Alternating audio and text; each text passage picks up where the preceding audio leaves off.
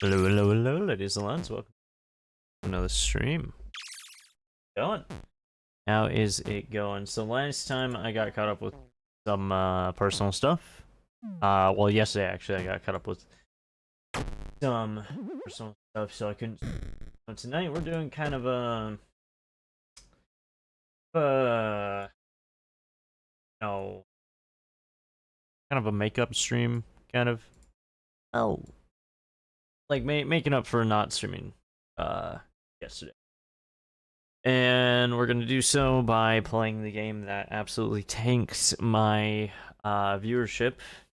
So no, we're not gonna be playing Disco Elysium. We're gonna be playing some Warhammer 40k, a different type of RPG. For those that do not know, I've been playing Rogue Trader for a very long time. I heard that you're a big High Guard streamer now. No, I am not. No, I am not. I am not. I am not touching High Guard with a 49.5-foot pole, dog. I am not touching that game at all. At all. No, sirree. We're gonna be playing some Rogue Trader though. Could have sworn you were. Nah, dog. You gotta go over to the Doctor Dishwasher for that one if he ever streams. Ooh, burned. 20 plus hours already? Or is that you or Yeah, no, I'm the one who tanks his viewership by playing Rogue Trader because I'm far from finishing the game and I've done how many streams actually? Hold on, I wanna got the wrong I wanna see how many Rogue Trader streams I've done. When did I start Rogue Trader? Content. Go back a couple pages. I think I know what page it's on. It was after I started Arctide. I started it July 19th, 2025. Oh, I heard Dr. Dishwasher wanted to collab with you. Oh my fucking god. I'm not playing High Guard, Ricky. I'm not playing High Guard at all. Friend Slob stream when? I don't know. I'd have to re-download either Repo or Peak, which you guys want to play, since those are the only ones that you guys want to fucking run. We'll have to brainstorm. We'll have to brainstorm. Anyways, Rogue Trader. How many Rogue Trader streams? One. Two. I'm counting like full ones, by the way, not the half ones because I don't know which ones are the half ones. Wanted to play High Guard. I don't know. I just saw him hop on Marvel Rivals. Let's see. Four. 5. I think that one was 6. I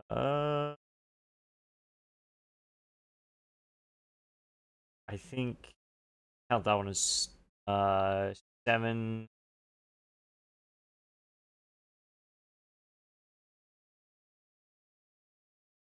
Oh, all of the whole game. 12, 13. Already way too much. Let's see. 13. Start doing it. 14. That one's 15. No.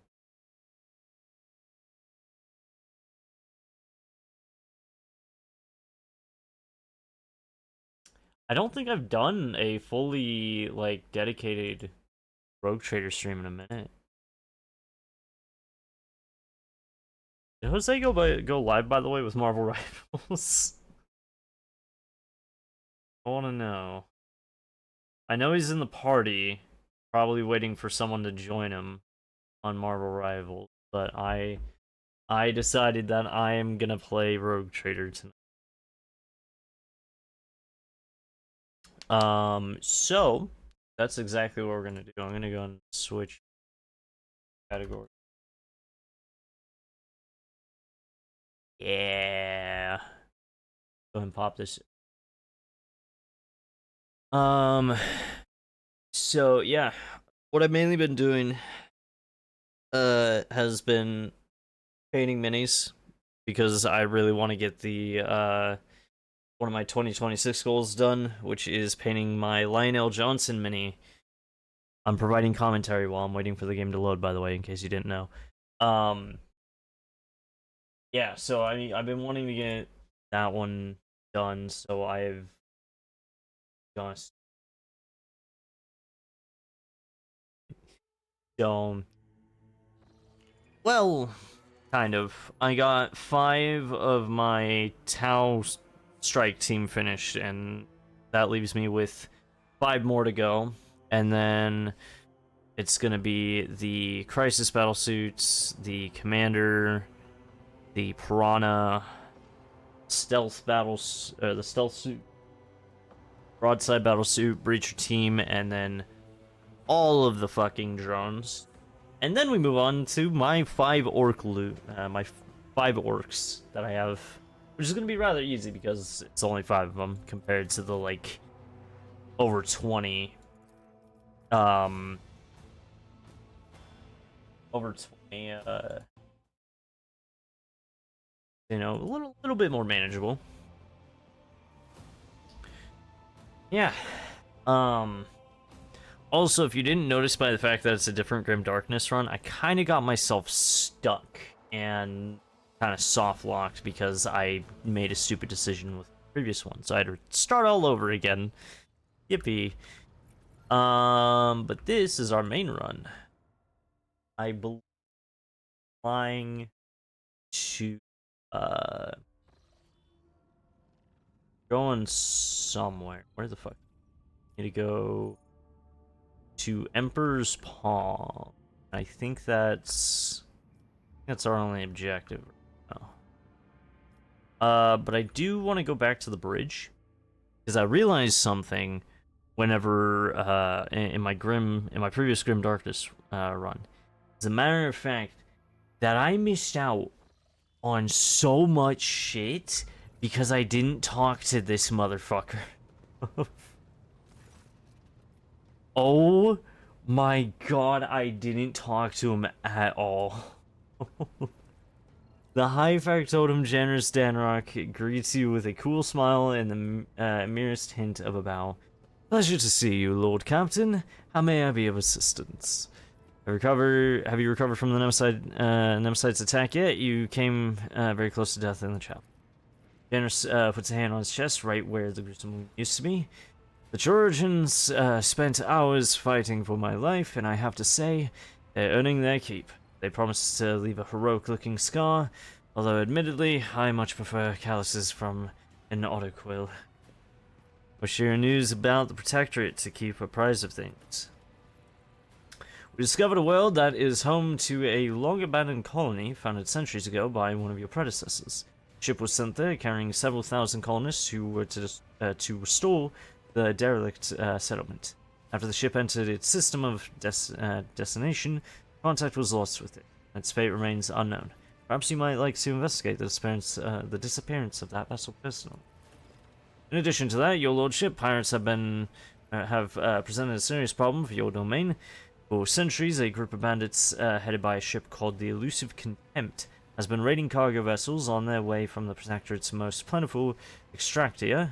Their ability to deftly escape pursuit by patrols has allowed them to operate with complete impunity. Pirate's flagship has been spotted in a nearby system. Your ship, Lord Captain, is sufficiently powerful to finally chase down those brazen scoundrels, bring them to justice. The Astropathic Choir has received a series of alarming messages concerning the Nama 4 system, where a dangerous space anomaly has supposedly manifested itself. Its nature is unknown, but the fabric of space within the system is reported to be curved and unstable. It is said that any ship entering the region disappears without trace. I believe we ought to be prudent and steer clear of that system. There's something else, Lord Captain. The ship's astropaths have caught echoes of alarming messages. Unidentified ships abandoned by their crews have been spotted in several systems of the Expanse. It may only be a rumor, but those who encounter them have gone missing. That is all you'll find me. What does it do on my ship? Dues and compass, anything that might enrich. Yep. Of course, I ensure the Protectorate's worlds prepare their tithe in a timely fashion, that none ever say in my dynasty has disgraced itself with a late. I want to know more about the people who buy our plunder. This one.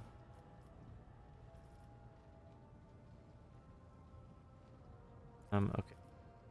So there's a way to order the shipping and transportation of some goods. Here it is. This is how we interact with the different, like, this is how we sell to the different factions. I didn't know this before until I was talking to him in my fucking Grim Darkness run. So, we're gonna go over to here. We're gonna go select tradable. If the Imperial Navy 27,000! We could have had all of this! Oh my god! Arsenal flag shot, dog, we could have had so much! We could have had so fucking much! That's fucking crazy! Oh my god, we were missing out on so much. Buy all available. Go over here, select all tradable, sell. Oh, we're just missing profit factor. God damn, those are expensive. Willpower for dodge test instead. Oh. Fire and Annihilate. Stardy's Bolter. Bolica. Go and buy all of that. Oh, all the things. Oh yeah. Fellowship of the Void.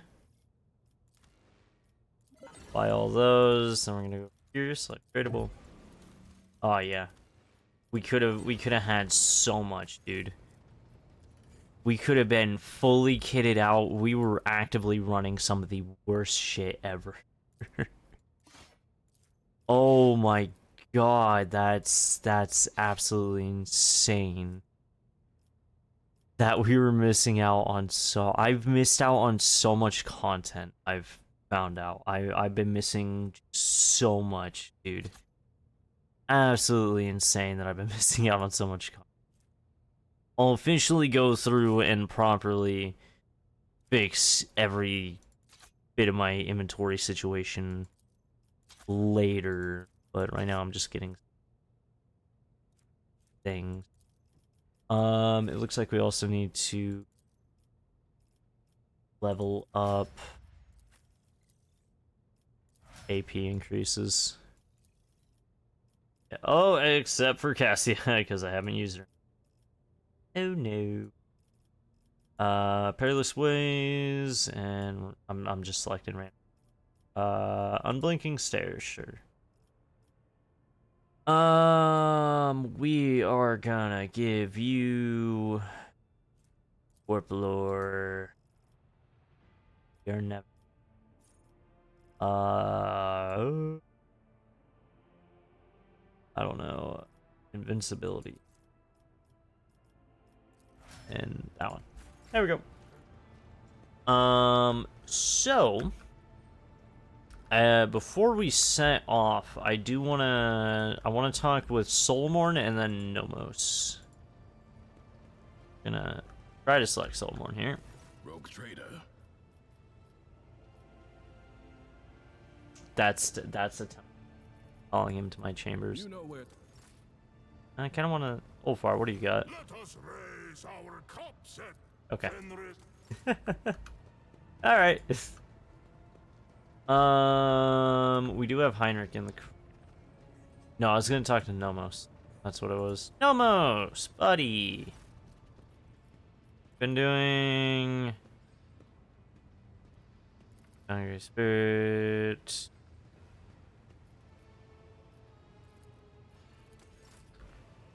I think we're all good in that. We might as well talk to the retinue. To what do I owe this visit? See if there's anything. You know. Pascal is... No, where's Pascal at? Oh, not that.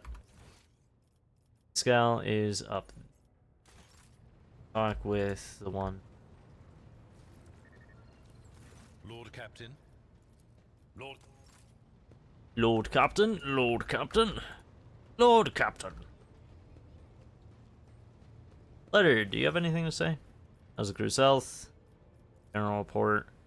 Senior officers, what kind of complaints they have? I'm just ignoring what he's saying. Helmsman.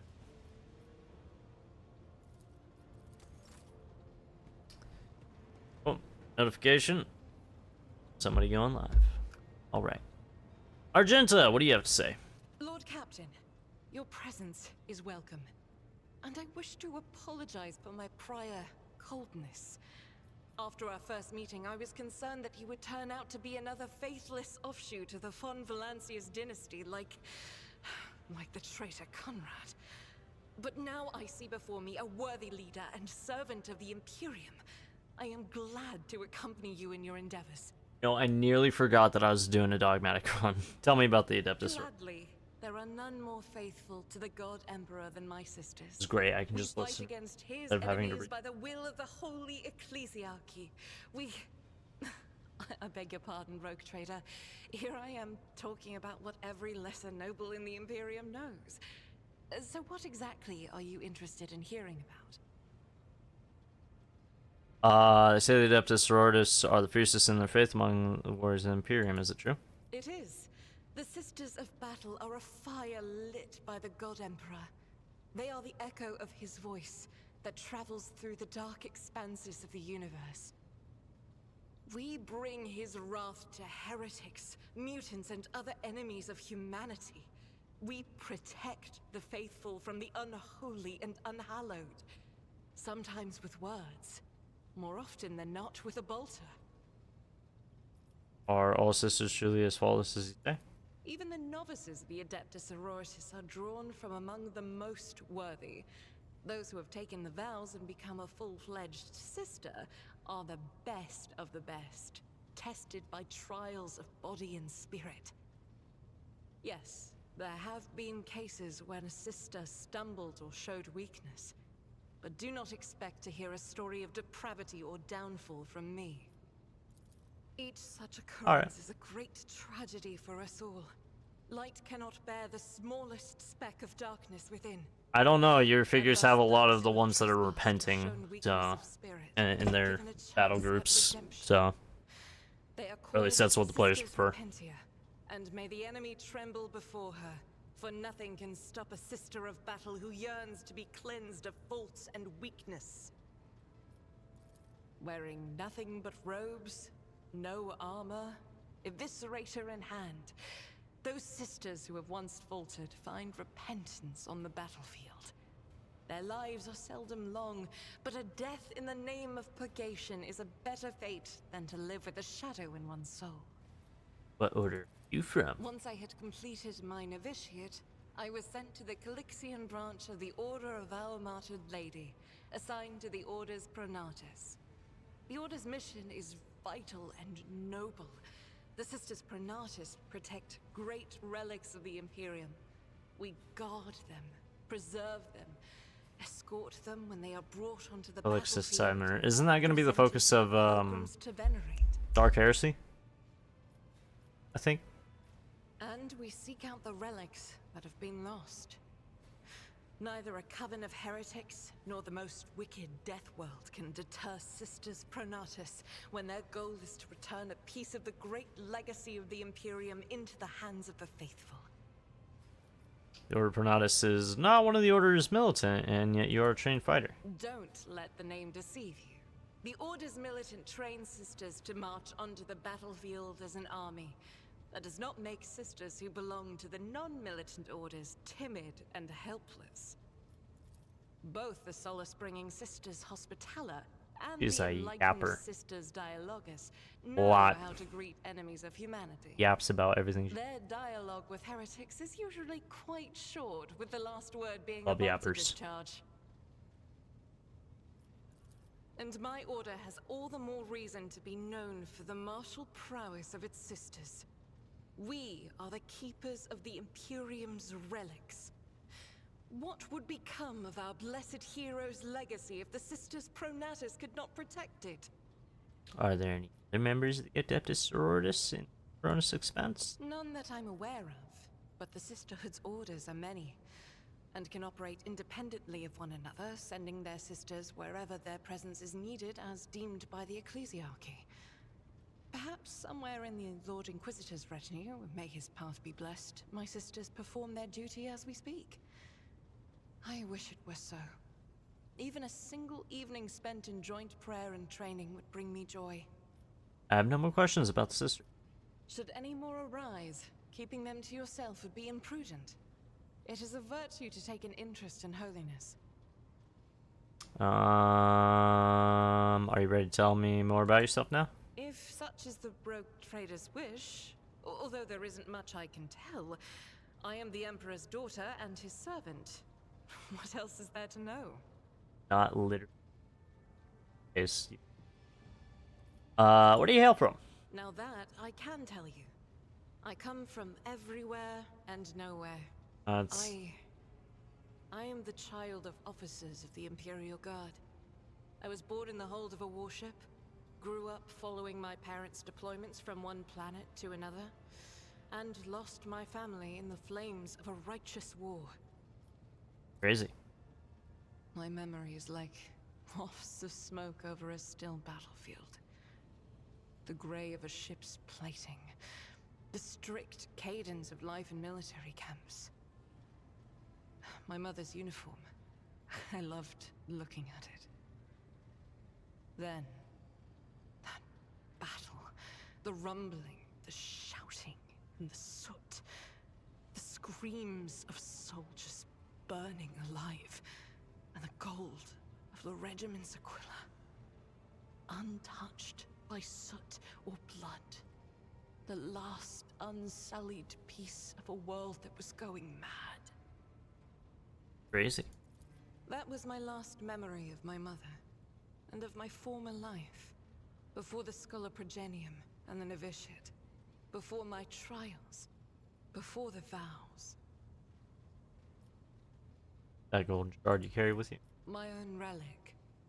It's the regiment's Aquila, or rather, the fragment that survived the attack, the explosions, and the fire. For me, it's a reminder that purity and radiance can be preserved, even in the heart of darkness. Alright, so how did you become one of the Adepta Sororitas? Become. It's such a strange word for it. It seems right, but is that how one talks about their destiny? If you're asking about Learning the path so much itself, lore. it's easy enough to answer. First, like many other orphans, I endured the Progenium. Those years were rough, but I remember the hardship fondly.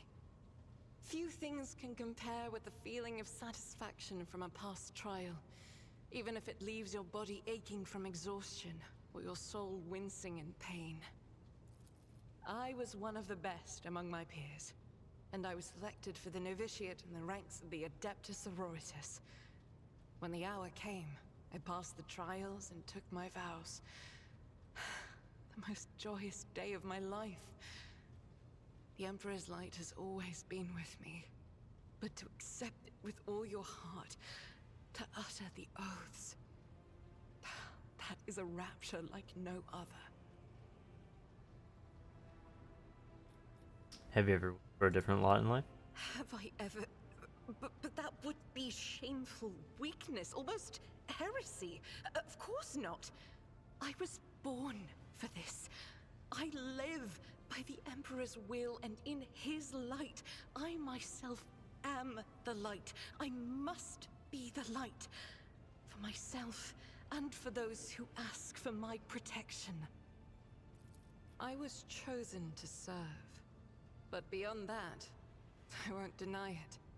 Few things elate me as much as the thought that the heretic felled by my shot will never again orphan a child.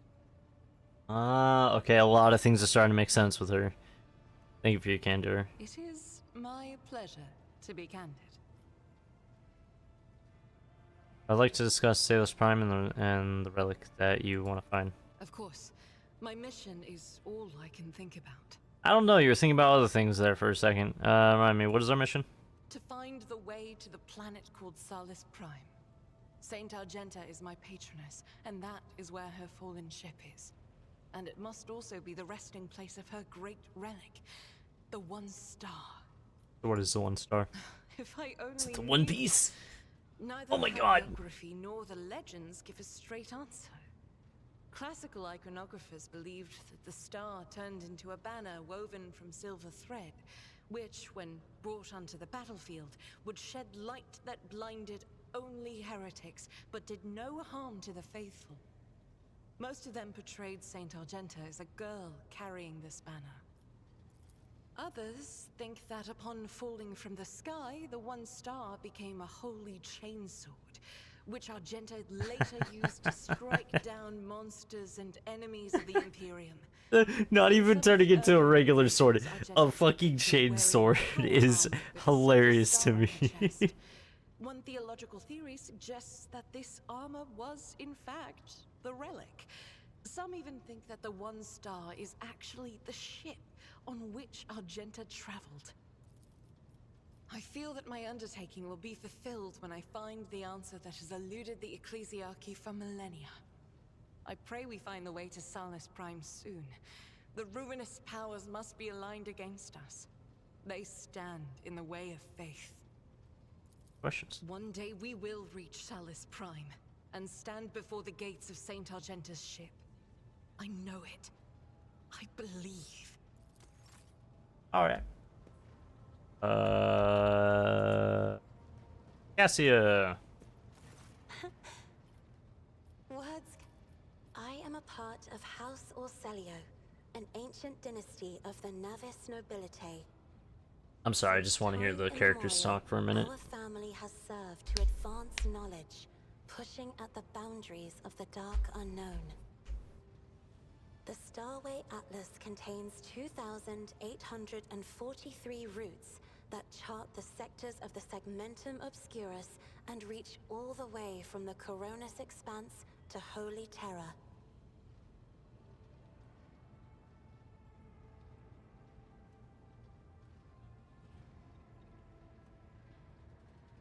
Sorry, I was... Since And uniting the Imperium's thousands of worlds. House Orselio is bound by commercial pacts to houses Galeatis, Ortina, Drotus, and... There is a dark blue knot tightening on your neck, Lord Captain. I can see my reply is not satisfying your thirst for knowledge. What is it you desire to hear exactly? Sorry, Cassia, but I'd like to know more about you personally now. You wish to know about me? I suppose I can help you with that. What would you like to know? So, you've never lived anywhere other than Iraq 5? Hardly. According to the chronicles of the house, I was born on one of the Orselio worlds. Oh, what was it? Please forgive me, Lord Captain. My childhood memories are too vague. Sometimes I dream about the colorful birds that built their nests in the garden, or the servants dressed in purple livery, or the blue fog that rolled over the lowlands behind the palace. But everything is covered in a rosy haze. Perhaps it is my imagination, not my memory, that is painting these pictures. Tell me about your life on the station. My stay on the station was wholly dedicated to preparing me for my future duty. Astromancy, astrography, numerology, the histories of my house and the Imperium, as well as other disciplines. For many years, dozens of instructors tirelessly prepared me for my destiny. And once a year, Great Regent Alronto would come to the station. I love Ulfar just standing in He the would corner. entrust his beautiful vessel to my command, so that I could master the practical aspects of our art as well. You have friends? Someone you could turn to for a simple conversation, not a discussion? The Regent gave me a bird from a sunlit planet once. I tried to befriend it and make it sing, but for some reason, it refused and died soon after. The instructors were too respectful of my duty to my house to waste precious time on idle chatter. Aside from them, there were only servants on the station. And you know they have their vocal cords removed, so they cannot break their vow of silence. Oh. Okay. That's horrifying. And since the subject has been breached, Lord Captain, why do you not follow this honored tradition? Your decks are so garish. Apologies, I meant noisy. The rabble don't just chatter. Sometimes they shout and even sing. Why do you allow such a lack of restraint? Rogue traders are highborn, are they not? You have a point. It's about time we made the decks quieter. I will have the lower ranks stripped of their vocal cords. What the fuck? My model broke. Hold on. Oh my god. That's fucking brutal. It's crazy that I could just make a decision like that. Ruler cannot maim people just because it is in his power to do so. On the contrary, it is the duty of every ruler to look after his subjects. You might find it difficult to believe, but the practice of depriving servants of their voice is not particularly widespread outside House Orselio. Go with that one. Please forgive me, Lord Captain. I was sure it was a sacred tradition made sacrosanct by the ancient vows of obedience. I expect more surprises will be waiting for me outside the walls of Urak 5. I mean, little late for this conversation. Your third eye, do you always conceal it? The Navigator's open eye is baneful to whoever the warp's ruinous shine falls upon, and therefore it is the symbol of our power. We are the guiding stars of humanity, found worthy of an uncommon gift, and one of the duties that we bear is to guard our eye. They're even from mutants that wayward can glances that may see bear into the evil. warp and do very powerful warpy things. Besides, I am aware that lesser servants of the Imperium may find our appearance repulsive. The Navigator gene twists the features the rabble are used to seeing, and the magnificence of our role cannot be grasped by their feeble minds. You're beautiful, Cassia. Do not let anyone or anything convince you otherwise. Who cares for the opinion of the short-sighted rabble? They can serve us and die for us and keep the thoughts themselves. You do not look repulsive, Cassia. I cannot blame them. Navigators are mutants, albeit highborn mutants. Oh, that is brutal. Oh my god. I'm gonna just go with you do not look repulsive. Perhaps my appearance does not terrify you right now, but this will not always be so. The Navigator gene is unstable. My body is going to change over time, and only the God Emperor knows exactly how. Cassia. Fingers to her lips as if blade trying to stop the word. What does it feel like to guide a vessel through the warp? It may be difficult to describe. You see, every navigator perceives the warp differently. My mentor, Great Regent Elronto, always described his travels through the Immaterium as a journey through a vast wood with countless paths. And I, assisting him in the first voyages, futilely tried to follow his example. But the wood would not reveal itself to me. But everything changed when I found my own key to this mystery. See, this I did not know. I've always brightened up my rare moments of leisure time by painting. You may recall there was a workshop in my chambers. As soon as I imagined the warp as a blank canvas, an indescribable feeling came over me. I moved the brush, going deeper and deeper into my own painting. Visions were hidden within the vibrant colors of my palette, and something inside me knew which should be brought out and which should be left behind.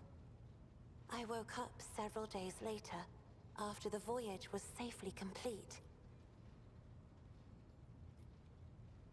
I noticed that your love of painting is reflected in your speech as well. You associate so many images with hues and colors. The Emperor graced me with a gift. I can see inner life in addition to the mundane. You cannot know that a fruit has rotten from the inside until a blade slices it in two. I can see the rot from far away. It roils like swamp mud, oozing through the bright peel. Anger and boredom, sadness and joy. Everything that people shut away inside themselves is revealed to me like colors on the canvas of my world. Interesting. Why don't we talk about something? You will hear no objection from me, Lord Captain. What is your special sight reveal? Sister Argenta shines like a guiding star, inspiring resolve in those around her, seemingly inexplicably. However, I see a dark and ugly fog billow behind her, contrasting sharply with her shining light. It burdens the Sister of Battle. It drags her down. Yet Argenta herself is hardly aware of it. This would have been an interesting thing to add on for the question of who murdered Theodora, but we already found that out, so... Seneschal Viserion is among the few whose colors are a pleasure to look at.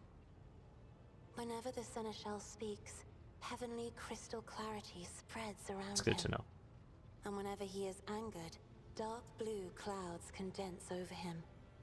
And in his rare moments of joy, a pure gleam of sunset pink caresses the souls of those near him.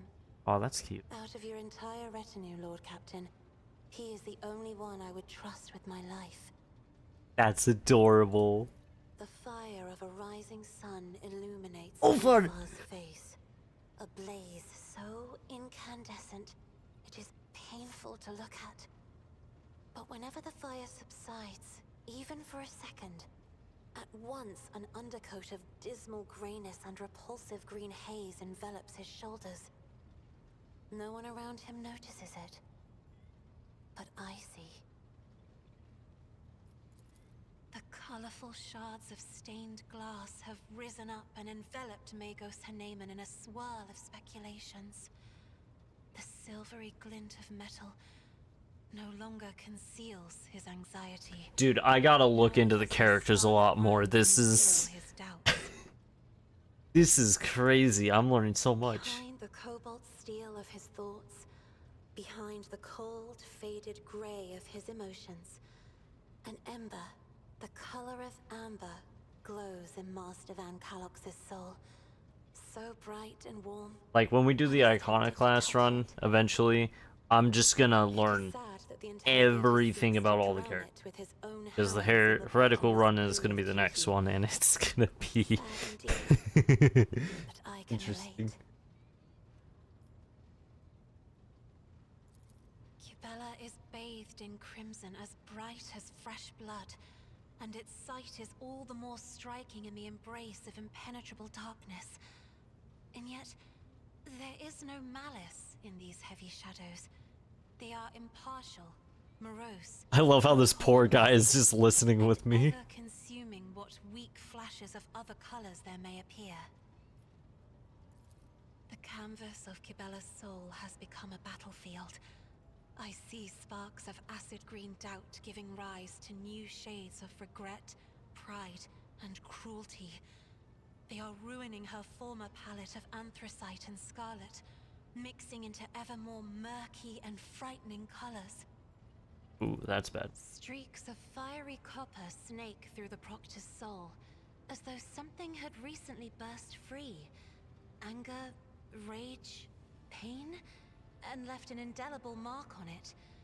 Gone is his previous aura of steel gray, forced out by a new palette. His heart now bleeds new shades, natural hues that throb in time with his pulse. This transformation is mesmerizing. I have enjoyed your company. Thank you for the conversation. Oh, my boy. My boy, that's all I could say. My boy. I don't want to take up too much time with. We're gonna quickly visit Pascal. If he's got. Nope, nothing new. Yeah, I missed out on a lot by not having Adira or Adira or the Aldari. I can't say her name. From the curse of your existence. It was a trying time for you and Kamara, but you're home now, back on the ship. How are you holding up? I am ashamed of what I said, of how I acted, of my hesitation. Now that I can see the stars through the portholes again, feel anew the ship's beating heart, once more breathe the bitter air of the lower decks, my mind has become clear. I am Kibella, servant of the undying Emperor. There's pride. I am your blade and your shield, and thus it shall be, now and forever. Thus I will be. Thoughts? Alright, we're just gonna take our lead. Yeah, I'll have to learn more about our retinue on class. That's where I'm just gonna gather up fucking everybody. So we have some new things going on around the Expanse. I think before we go to this main mission, I wanna. Oh my god, that's a lot more than I thought there was. Yeah, we're still just gonna go around hitting each of these the best of our abilities. Let's travel. The captain, urgent report from the servants of the Omnissiah. They managed to locate a second message on the House Orcelio data slate, and in the shadow of the first one. As soon as it happened, the Machine Spirit rebelled and started devouring the decrypted data. The acolytes of the Cult Mechanicus are performing the rites to appease it and slow down the process of. What should we do? Destroy the data slate. I'm no longer interested in the affairs of heaven. Display message on screen. Beat echoes with the furious clicking of Ignis's augmented fingers. A few moments later, the vid screen of your commentator shows the recording through a wall of static. Rogue Trader, Lady Navigator Elena, the one who staged an attempt to assassinate Cassio right in your palace, politely smiles at you from the vid screen. I had no doubt that your servants would find my trace. They are far cleverer than the ones employed by the great regent. House Orcelio does not bother to hide the venomous disdain in the last few words. I feel extremely awkward that our first encounter took place under such unfortunate circumstances. Truth be told, I saw a worthy person behind the lofty title, only after fate put me on the death's precipice. You hesitated to end my life. Spared Lady Navigator Elena's life after her attempted assassination of Cassia. Despite holding it in your hands, your noble deed gave me enough food for thought. Despite everything that transpired, I still believe we may become loyal allies to one another. I presume you already know that House Orcelio will be holding a grand council in the depths of that accursed atlas very soon. We cannot ignore the call, for we are bound to it against our will. But if you convince this Lady Cassia to reject the atlas and break the centuries-old shackles binding our house, we could turn over a new page. Having said that, I will accept a different outcome. Should the child die, I am not going. I will accept any choice, Rogue Trader. My people have nothing else to lose. You could benefit from our friendship. There are mysterious shadows dancing eyes. There lies an emerald in the rays of Martianus, my gift to you for sparing my life. Head through the storms and torrents. Let it ride. Then vid recording cut short, and you hear the Vox Master's voice in the comm beat. I'm very sorry, Lord Captain. The servants of the Omnissiah could no longer restrain the machine spirit's hunger. I hope you're able to see the message through to the end.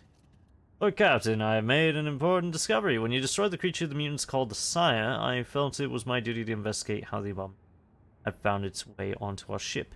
Digging through old inventories and archives of trade transactions, I latched onto a single name, Finger of Sorrow. More than 2 centuries ago, the drifting hulk of this vessel was discovered by Lady Theodora's predecessor. It was a lost merchant ship with a hold full of cargo. I was reminded of the three sorrowful phalanges mentioned by the twisted creatures. I dare theorize that this image harkens back to the name of the ship woven into the heretics' beliefs. A third of the goods taken from the Finger of Sorrow were sold to the Drusian mission on footfall for the needs of a colonization arc. The wasteland wayfarer bound for the world of Savon. Third was taken to Hive Scipion 84-249 on Dargonis, where a mutiny broke out later, and the final third was left on the flagship. Surely you could see where I'm going with this. Centuries later, a cult of mutants emerged in every single location the shipments were delivered to. Where did this Finger of Sorrow come from? Arrived in the Expanse from somewhere in the Calixtus sector. Damn Calixtus sector. Dark Heresy's gonna have all these issues. More precise information may be contained in the Dead Vessel's log, but I do not have it in possession. What do you think these 3 sorrowful phalanges represent? I assume they symbolize the 3 branches of the cult, the Nourishers, the Ravenous Star, and the unnamed cult from Scipion. At least I pray to the Emperor that there are only 3. They tell me that the Von Valansis dynasty has been transporting genetic aberrations across the Expanse. Purely out of ignorance, the creatures probably lurked in the cargo and no one discovered them. Or perhaps we know these things can take over our minds. They could have dominated anyone who stumbled upon their nest. I wish to locate the wreck and investigate it. Coordinates have already been entered into the logbook, your lordship. Okay, we have some tasks. Oh boy, we have us some tasks.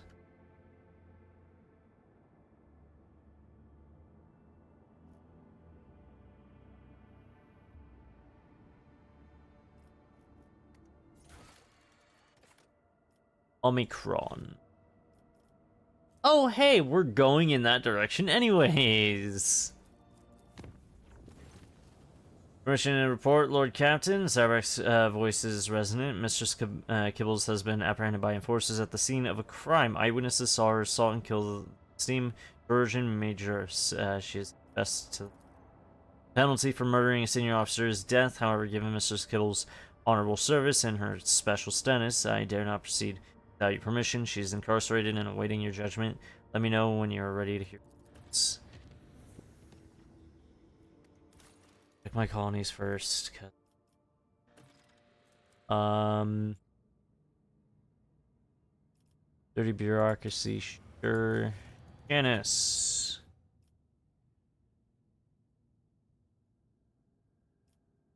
Boy, the science of virtue.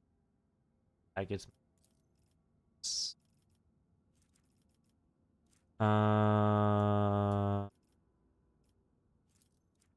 we're gonna go with. Oh my god, that gives me 6-time provisions. Not that I need it. Oh my god, 85 now. Rid of the winter scales. I don't want tech. Still don't want Xenotech. Snuff. But if I need it to tell me the fleets of refugees by turning staging point. Genesis orbit swarming with fleet of refugees. They can be utilized as workforce for the construction of Xenovivisectory study of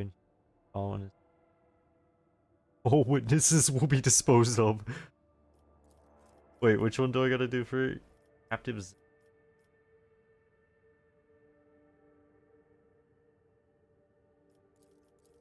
Oh, I don't think I did that.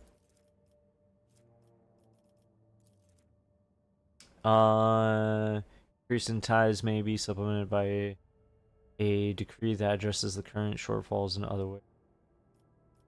Oh. Oh. A new secret lodge of Xeno specialists will decipher the written records left by the ancient Xenos that once. I don't think I want some of these. Because they're just bad, but I mean, you know what? Really, even if it gets me efficiency up, I don't think. I don't know what to do with Jan. I'm gonna Argonis. Which one was?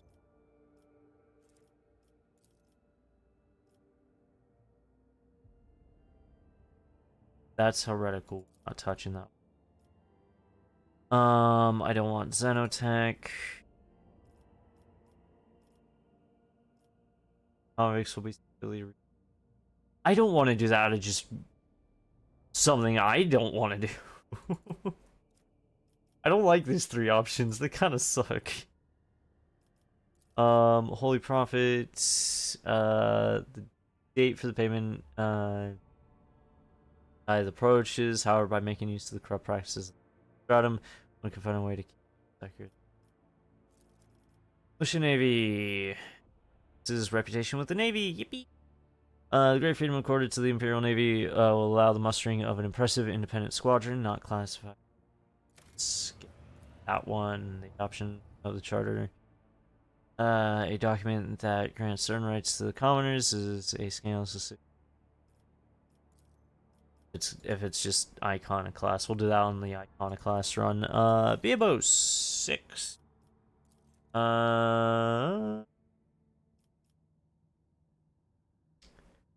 Oh, Secret of the Winter, because we got that one done. That other planet. Oh my god, they're cross. The missions are cross. Succeeding. The abandoned void station in orbit around Vivos 6 may be turned into a secret den for the pirates of the expanse. Void, it gets us more. I'm gonna be honest with you. If it gets us +1 security for all of them, I don't see it in action. Oh shit, we could have gotten this one. Kaiba Gamma. Imperial Navy. I think this was the one I was wanting to go with because that's heretical. And then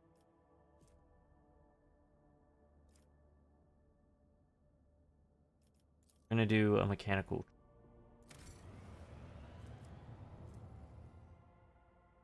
Oh wait, this is actually good.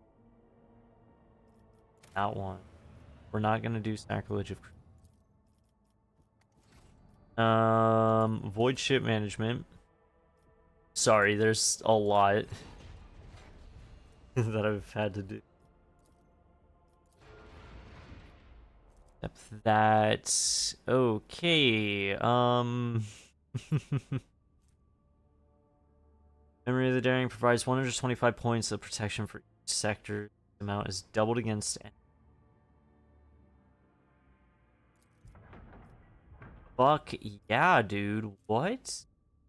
Plasma Drive provides 13 speed along with strong acceleration. Braking. Not nearly as fast as the other one, but it is. It's got its improvements. Protects the vessel from harm, negating 12 points of damage on the port and starboard and 5 points aft. Oh yeah.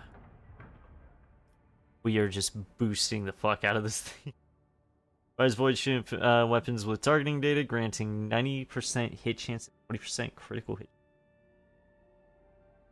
Okay, additionally provides allies with targeting data, increasing their lance weapons and macro cannons damages. Okay, but we don't get very many good ones, so I'm gonna put that one on the Auspex. Void Sunder Lance Battery. Medium range lance weapon, dealing it from 91 to 105 damage to a chosen enemy within a wide firing arc. We're gonna replace the Zoa battery with that. Titan Forge Lance Weapon, long range, dealing 84 to a chosen enemy within a narrow firing. Okay. I will walk with these things. Oh wait. 98. I'm not too concerned about the instead. Fighter's deck. Wrath Starfighters allows Wrath Starfighters to be launched through torpedo tubes. A Wrath Starfighter wing consists of 4 tank craft, each of them equipped with heavy laser. Can only be used with torpedo tubes mounted on the prow. Up to 2 wings, Wrath Starfighters can be.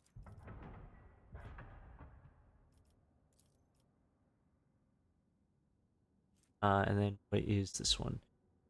Torpedo tubes, capable of firing 4 Aldari sonic torpedoes with 22 damage.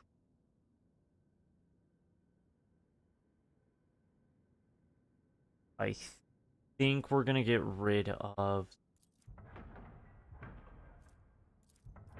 that one because we need torpedoes to be able to launch this deck. And enhances the install power, shield generator, shield strength, side. Allows flak shots to be fired from kinetic macro cannons.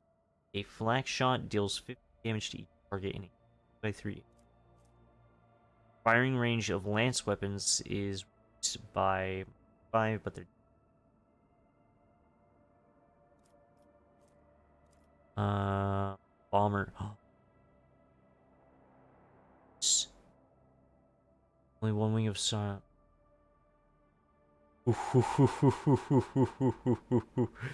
I want to see what the bombers can do. And then we have a fuck ton of side weapons. So our regular ones, 4 shots dealing 21. So this one is ass. 3 shots dealing 33 is an increase, I would say. Add to cargo that one.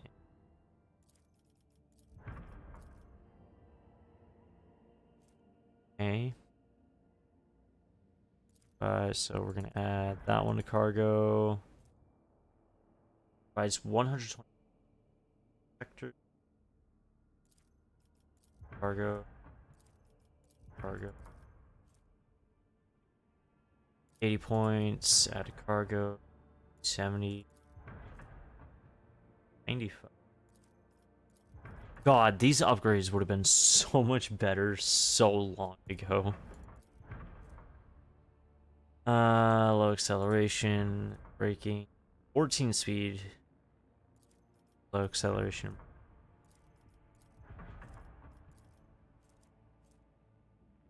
Blast steel. 4 points of damage on each side. No. Getting 7. No. Fireproof. No. No. 9 points damage on the 4 and 5 points. It's not better than what we currently have. Eye of the Omnissiah. Okay, wait, that's actually pretty goated. 92% hit chance, which is lower than our current one, but it has a higher critical hit. Get rid of that one. Get rid of that one. 90% with 20% is also 90% with 10%. The allies. We're gonna. You know what? We're gonna hold on to that one for now. 9% with 10%. Looking at 9% with 5%. That. Okay, 4 shots dealing 21 damage. 4 shots dealing 14 damage. 3 shots dealing 21 damage. 3 shots dealing 14 damage. Fire 2 shots, 21. 4 shots dealing 21. Better than 8 shots dealing 10 damage per shot. Short range macro, short range broadside, 4 shots dealing 21.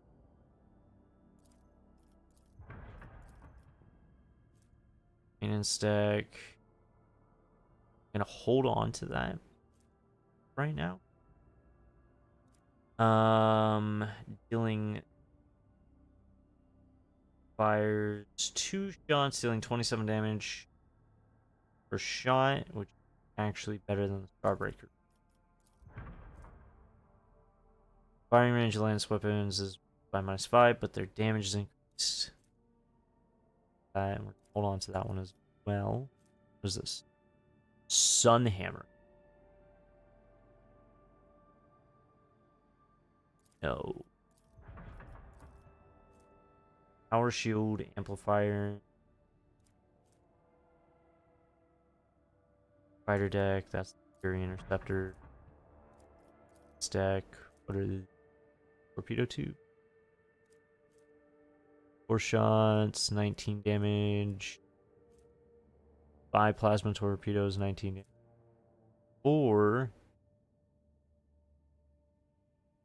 with melted torpedoes with 27 damage.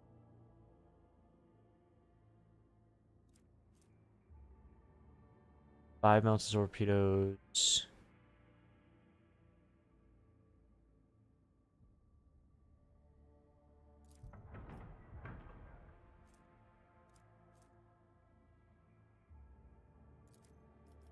And that one to cargo.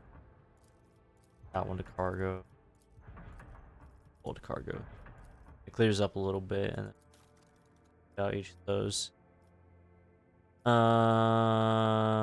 Oh shit, I didn't even know you could upgrade these abilities. What the fuck? Oh my god. I didn't know these could be upgraded. What the fuck? Dog, I'm learning so much more about this game. Okay, we need to go back to the bridge because Kibbles is currently under arrest. Oh boy. And our Trojan is dead. Not gonna. Not over. Okay, Sourback. Are you here instead of basking in the luxury on Jonas? You're wearing armor. How'd you come by it? What is your opinion of me as Lord Captain? I want to know what you think about the other officers. How did Ginevra's execution go? Did she repent before she died? I don't remember that one. No, she proclaimed her innocence to the very fact she dragged in. For her execution, she has to speak to Captain Klein. I do not know what lies she told him, but the old man snapped. First, he showed up to watch duty cups, and then he drank himself to death on rot gut. We lost a good veteran because of that conniving rat. Frank Bell. Frank Kibbles here. Let's talk. Let's talk. Why do you have my member arrested? Lord Captain, a murder has been committed on the ship. The victim is one lettered Furious. Georgian Majoris. The perpetrator was apprehended at the scene of the crime, admitted her guilt, and did not resist. Gibbles appears cold and apathetic. Her unblinking eyes stare vacantly, her expression. The Furious clan invoked a ship's tradition and summoned a testify on behalf of the masked man bows stiffly and decorously. How do you feel, Kibbles? I'm fine. Kibbles turns her face toward you slightly, a whisper escapes her lips. This is just hollow ceremony, pointless. Requisitor? Fine. There's no one to speak for a deceased person in court. The representative is entitled to seek assistance from a member of the Requisitors Guild. Their duty is to know and remember each and every person on the ship so that they can defend the interests of the deceased and represent them. They study the victim's entire life history to gain the most detailed impression of their personality, deeds. The guild was founded by one of your distant ancestors. To my knowledge, the Requisitors only exists on our glorious flagship. Let's see just how well you know the deceased. Tell me, Requisitor. I cannot pronounce that. We're just gonna call him Rec. What did Furious like and dislike about his work? Masked hand lowers and the man strokes his chin, contemplated. Fascinated by diseases, injuries, pathogens, complications. The part he disliked was patients. They would not let him concentrate on that which was killing them. Why is a rank speaking for the late Furious? Does the man not have a family? Land to which the deceased belong are wary of bringing accused Lord Captain's companion, and the esteemed lettered never made any courageous friends in his life, having always preferred his work to the company. Tell me about the circumstances. The eyewitness accounts didn't give us much. The deceased and the murderer had a brief conversation, following which Mistress Kibbles beheaded the Trojan. Joris, the witnesses did not overhear any details of the conversation. Is it true that you killed him, Kibbles? Yes. Neither the Trojan's death nor her own impending punishment seemed to trouble Kibbles. Her pensive dark gaze wanders around. It was me. Why did you do it? The heartless man enjoyed what he did. His work should have been a holy mission of service. Influence made Kibbles adhere to the blood-spun web with greater vehemence. Paying 1,000 should have been a solemn sacrifice. Derive pleasure from it. It's repulsive. The undying one never whispered his name. I myself decided to sever his thread. The colors have changed. The scarlet and the gold are drowning in the rage of muddled crimson. Misty blues of sorrow and the impenetrable doubt. These shades are all in conflict, melding together in a frenetic tapestry. It was never saying to begin with. Judging lunatics is a thankless duty. The more important thing to address is that her cult is guilty of having drilled the notion of chosenness into her head. The whole sect must answer for this incident. Let's hear from her victim's representative. Last man's voice is unpleasantly creepy. Esteemed lettered served this void ship in this dynasty for many years. He treated the sick and gained new knowledge as his trade commanded. He saved many, but he himself was not saved. He caused Mistress Kibbles no grievance. He never offended her. Merely answered her questions regarding his work. Whereupon he was attacked. So he has the right to demand a reckoning. The death of his murderer would be lawful and proportionate retribution. Heartless man did more than heal people. He maimed them too, tortured them, killed them slowly, deserved. Browning Kibbles adds, there was another like the Heartless man, Xanos from the Dark City, who lorded over flesh and oversaw unholy resurrections. Rescued one of the 3 Kibbles from the homunculus laboratory after she had undergone his profane. They were both touched by the same corruption, that of humans. Treated the sick and he gained knowledge. The masked head jerks up haughtily. Boots of those who walk the path of wisdom leave bloodied footprints. It is a rule that existed long before the esteem. Whom specifically did Furious torture? Unimportant people, common people, doomed people. The wreck shakes drops of imaginary blood from his hands with disgust. This is the esteemed leopard's way of thinking. Does a doomed leopard care whether the disease or the knife is causing them pain? Is the formula for a medicine that would cure distinguished officers not worth the lives of a dozen commoners turned test subjects? I hate that line of thinking. I hate it so much. And my model fucking died again. God damn. It's happening much more commonly recently. I don't know what the problem is. It could be like higher intensity getting further with Rogue Trader probably taking up a lot more resources. NG2 crash. Does the Doom Leper care whether the disease of the knife is causing them pain? Is the formula for medicine? With the knowledge he gained, he invented a multitude of bombs, antidotes, and treatment methods that went on to save thousands of lives.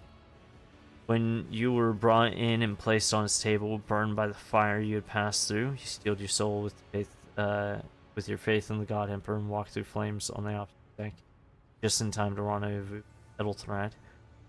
That's from the beginning of the fucking game! Oh my god! He saved you. The methods he used to keep your body alive had been tested on inhabitants of Loading Bay 8, as had the scar removing techniques. Were their lives worth yours? The esteemed letter thought that they were. These arguments are sensible. Boreas' nonchalant disregard for common humanities. Empathy of respect. Everything is clear. God. That bow ceremoniously. Meaning, like, I don't agree with what he did, but I understand why. I don't like saying it that way. That still sounds bad. I've learned enough. Humbly await your verdict, Lord Captain.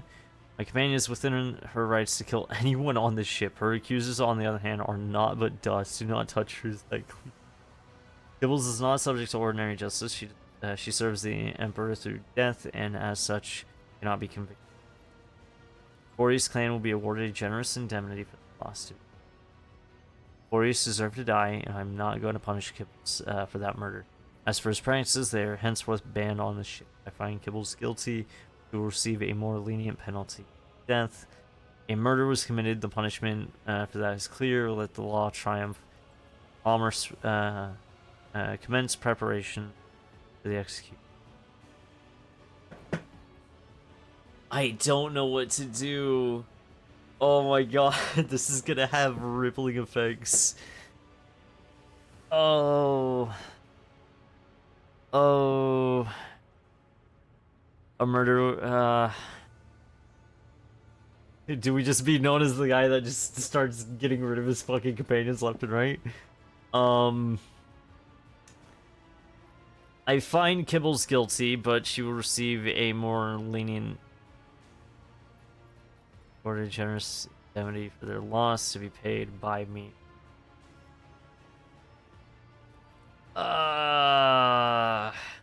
Kibbles is so fucking useful, though. I'm gonna have to say she's guilty. But on trial, Kibbles worked fairly loud. But everyone hears them. She raises her head, face deathly pale, as if she's asleep with her eyes open. None have the right to judge a spinner of death. She points at the masked man and smiles wryly. Her grim whispers chilling. I'm going to get... No contradicting the Lord Captain Convict. The forces lays a firm hand on Kibbles. Dude, you're gonna... I will be your end. Okay. Not touch me. Not touch me. Her hissing whisper turns into a ferocious cry. Out of nowhere, a dagger appears in her grasp and flashes across the enforcer's hand. His bloodied fingers fall to the floor.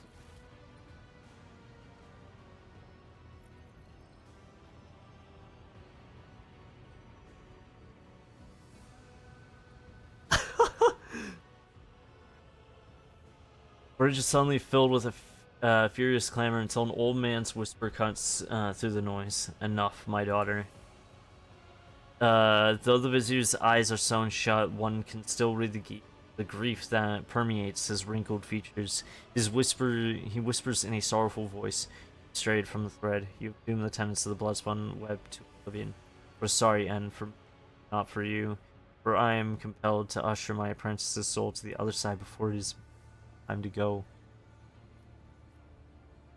Why have you come here, Vizier?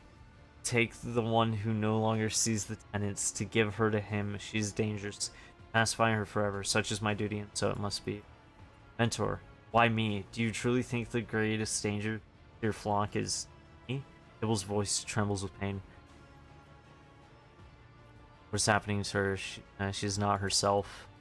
Second Spinner is in the throes of a spiritual ailment that we call doubt. This most terrible ailment, though harmless to layfolk, is deadly to us, for a doubtful spinner will stray from their destined thread and into bloodthirsty madness. Doubt brings them to the undying one.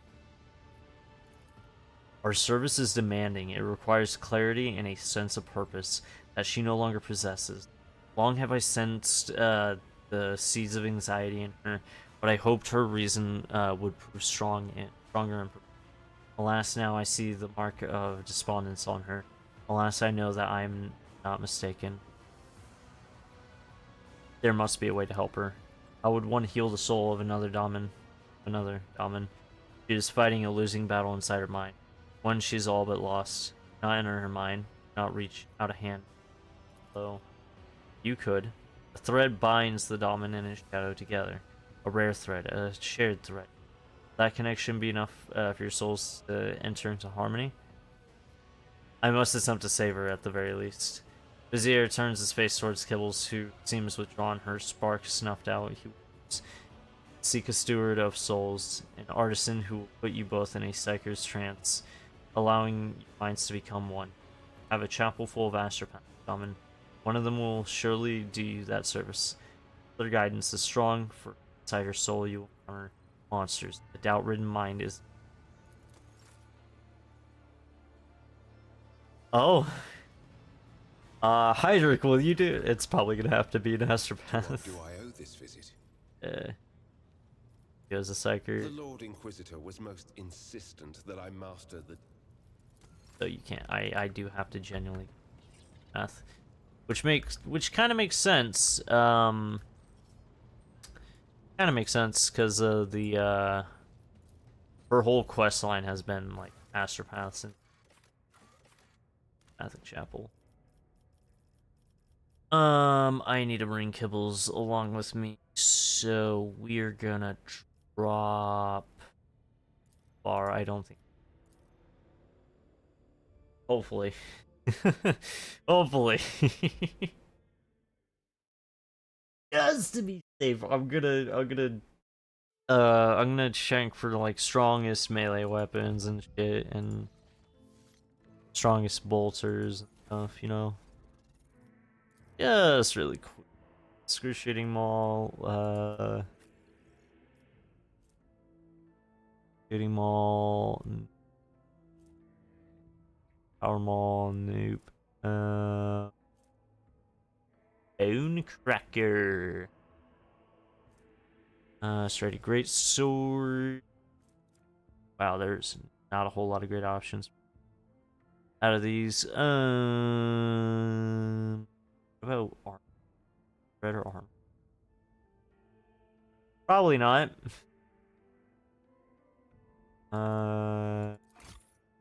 Target. Oh, this one, but I have to get heavy armor efficiency.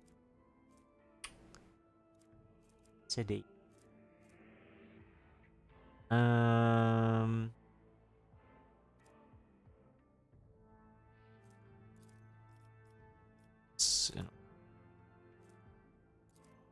It's awesome. That is a Drukari thing.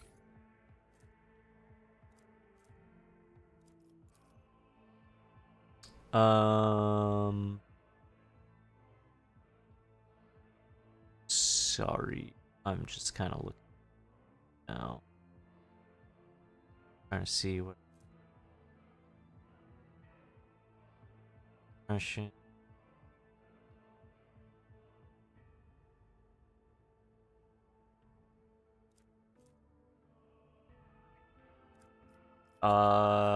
My guy who got sniper.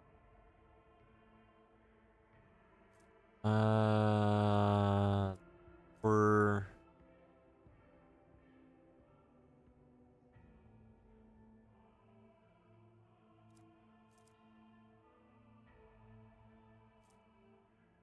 sharpshooter.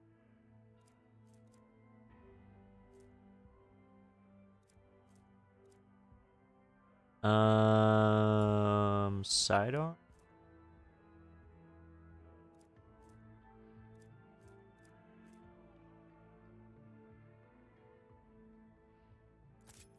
Yeah, sure, why not? And sword. Oh, incinerator is probably best for. I know I got some new bolts.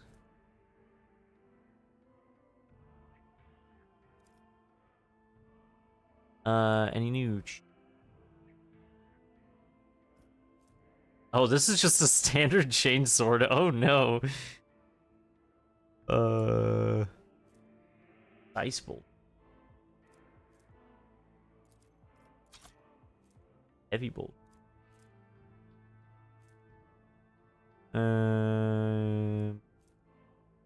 Fiery retribution. Flamer. Weber. That is sorry weapon. Stardy's flame.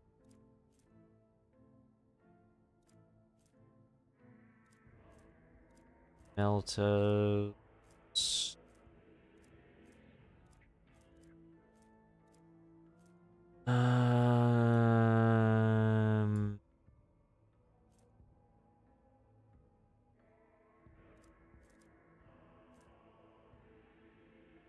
Must not have.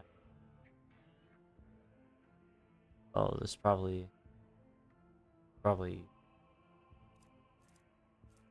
Wow. Okay. I'm tossing them out. That's horrendous. Swordsman body glove.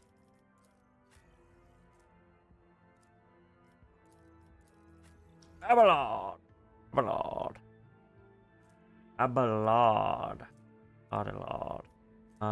25 to 30.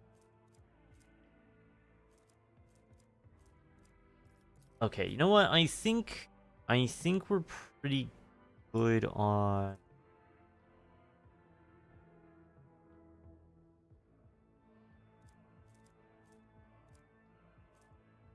I really am just something. Okay. I think we're good. Let's go to the Astropath. Hello, Zachary. We're here to cause you distress again. Can you put me in trance with Kibbles? I need to get inside her mind. Nice chances of complex telepathic practice. Things can go awry unless both participants trust each other and have a strong spiritual connection. However, I can sense that you do. I would be honored to be your guide during the ritual, Lord Captain, but remember, it's easy to get lost in another person's thoughts and the fears of other house monsters. I'm prepared for the risk. Put us in the trance. I'll stay in the Chapel Jade to hold a vigil and prayer. May the Emperor help you return this lost soul to the but Emperor. Aid me.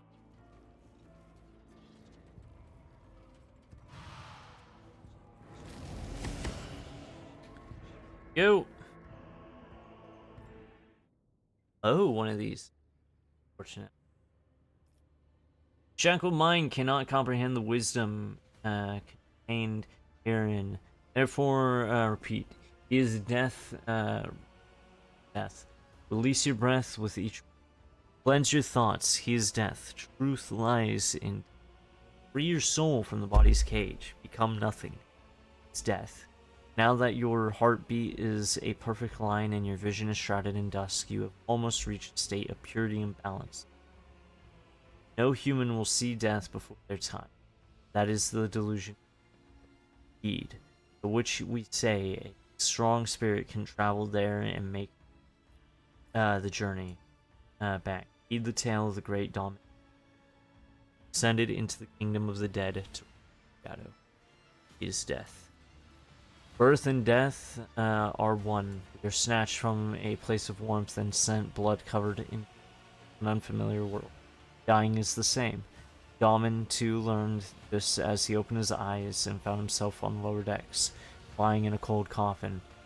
He beheld his ship drifting through nothingness, adamantine giant's corpse, a skeleton moaning from the winds of entropy. A tempest of rust was gnawing at its plasteel bones and twisting its vein-like cables, while machine oil oozed down its bulkheads like lymph. Had the Dahlman been alone, he would have lost his way inside the ship's mangled bowels. The guide reached out a hand to him. The spirit of old Benny Zachary had loyally followed the Dahlman to the other side. In the labyrinth of the hereafter, the piercing gaze of Benny's Zachary discerned the thorny path to the halls of death. Loyal servants swore to protect. Together the Dahlman and the Benny made their way up through the malformed frame of the ship. From the cold catacombs of the lower decks, they traveled up into the fires of the ship's crematorium. Tongues of flame licked at them, yet they did not burn. Columns of the dead marched toward them, turned to in the fire, and the Dahlman and the Benny walked toward the dead. At the great gate of the crematorium, their path was blocked by the executioner. Sentinel made of metal spikes and coiling blades with roaring flame impale bleeding bodies writhing within. Such is a blade that has lost the strength of the tenets, a murderous monster no longer driven by faith but by dark desires. Dahlman saw that a fight was inevitable. Struck the first blow, aiming for a weak spot, trusted in his nimbleness and tried to slip past the monster, finish the monster. Fervent prayer to the beast prostrated itself and began to tear its own body apart. For words of true faith pacify even the worst of evils, sense of shame and self-loathing. And a card of his tarot appeared in the Dahlman's hand. The God Emperor. First doubt was dispelled. It's death. Benny Zachary led the Dahlman out of the hot furnace of the crematorium and walked past long columns. Frayed was their attire, their bones scraped against their augmetics and scratched their decrepit flesh.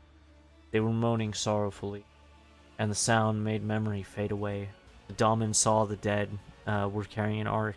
Inside the ark was a thing, a lost child cocooned in silk, shedding crimson tears for the unknown. The unliving carried her as servants would carry their late, and loudly lamented fate, such as a blade mired in broodings past, a helpless child paralyzed by regret. Lest he sink into the soft rot of their wails and perish, the Dahlman suddenly ordered the apparition to vanish, pressed onward, pushing the dead away with a strong arm, spoke gently to the lost child's tears were dried, and with a meek sigh she returned to nothingness, for mercy to the blade that brings. And a card of his tarot appeared in the hand. It's a star, and the second doubt was dispelled. His death. And the old Veni led the Dahlman to the upper decks, and the Dahlman entered into the officers' chambers. A web of veins adorned the walls, tangling the precious trophies and the statues bound in winding sinews. High upon a balcony, the dismembered judge wailed as he attempted to reassemble himself with his pale hand, but his movements merely tightened the tangled flesh, turning the chambers into a snare, such as a blade, tangled and trapped and misunderstood. A hapless creature does not know its place in the world. In order to continue on his journey, Dahlman helped the judge by returning each of his organs to the proper place, attack the obstacle flesh and path apart and destroying it, study the flesh for signs that show him the way. And Dahlman read the words and spoke them, and the judge's body began to rebuild itself to as beautiful as it was terrifying. Nothing is impossible when a soul has grasped the hidden wisdom, and a card of his tarot appeared. Dahlman's it was the rogue trader, and the third doubt was dispelled. Death. Death. The flagship's bridge was draped in skulls and webs, and pale souls of the dead blocked the foot of the throne upon which sat the protector of mankind. May his praise be in. Starlight shone coldly in the eyes of his soul, and the galaxy rested in his mighty hand. The Dahlman approached his throne, went down on one, offering a prayer to him, and with pride and dignity, took embrace. Throne belonging to went down on one knee, offering a prayer. The Undying One heeded the words spoken to him, and lowered his brow bone, acknowledging that he had heard the prayer, as he had heard the Dahlman other prayers before. Then the Undying One spoke. These words are to be preserved as the greatest of prayers, for they sprang from a source that was and is the holiest of all things. I know you, Dahlman. I know your heart, and the fervent faith that dwells within it. I know your readiness to serve me, and I accept it. Your spirit has been weighed and found worthy. The Undying Emperor, may his praises be innumerable, said no more. It was the Dahlman's turn to speak. Speak the Dahlman did, saying that he had come to rest. He had come to find his shadow and rest. The skeletal fingers stirred, and the Dahlman's shadow leaned out of the darkness beside his throne. He was bound in black chains and sleep. The Undying One was silent. Now was the time to offer a payment, as death would give nothing away without payment in return. And the Dahlman promised the Undying One himself and his soul, the life of any calling themselves an enemy of the Undying. That he would honor him with a sacrifice of me, spare him from the life of any calling themselves an enemy. Those were true words, for he valued his chosen servants, who accomplished incredible feats and brought him great trophies. The Dahlman was one of them by nature, was known by all. Then the Undying Emperor leaned over the Dahlman and drove a skeletal finger right into his heart. He pulled at the scarlet thread of his soul, and the thread trembled, stretched to the limit. It was then that a revelation came to the Dahlman. The life must be paid for life, and a name was Aki Erebus. That was the life of the Undying. That was the life the Undying One demanded. Dahlman agreed with the price. I'll remember if that is someone I remember. An oath of blood was sworn, and the chains fell from the Dahlman's shadow, as she remained silent and motionless. She saw no sense in the halls of death, to which the Dahlman told her that her duty to the Undying One had not yet been fulfilled. And beholding death as one of the living, she had received a gift of unparalleled greatness, that her congregation was suffering without her protection. Dying.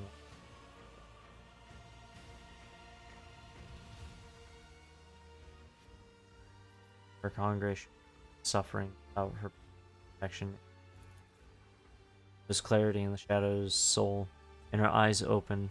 Her doubt was banished, and he glimpsed the truth in her Lord's words, preserving the defenseless from heinous designs would give her strength.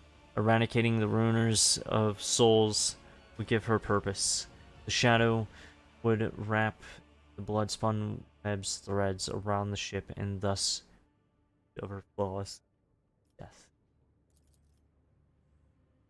The Dahlman and his shadow left the bridge of the Undying Emperor.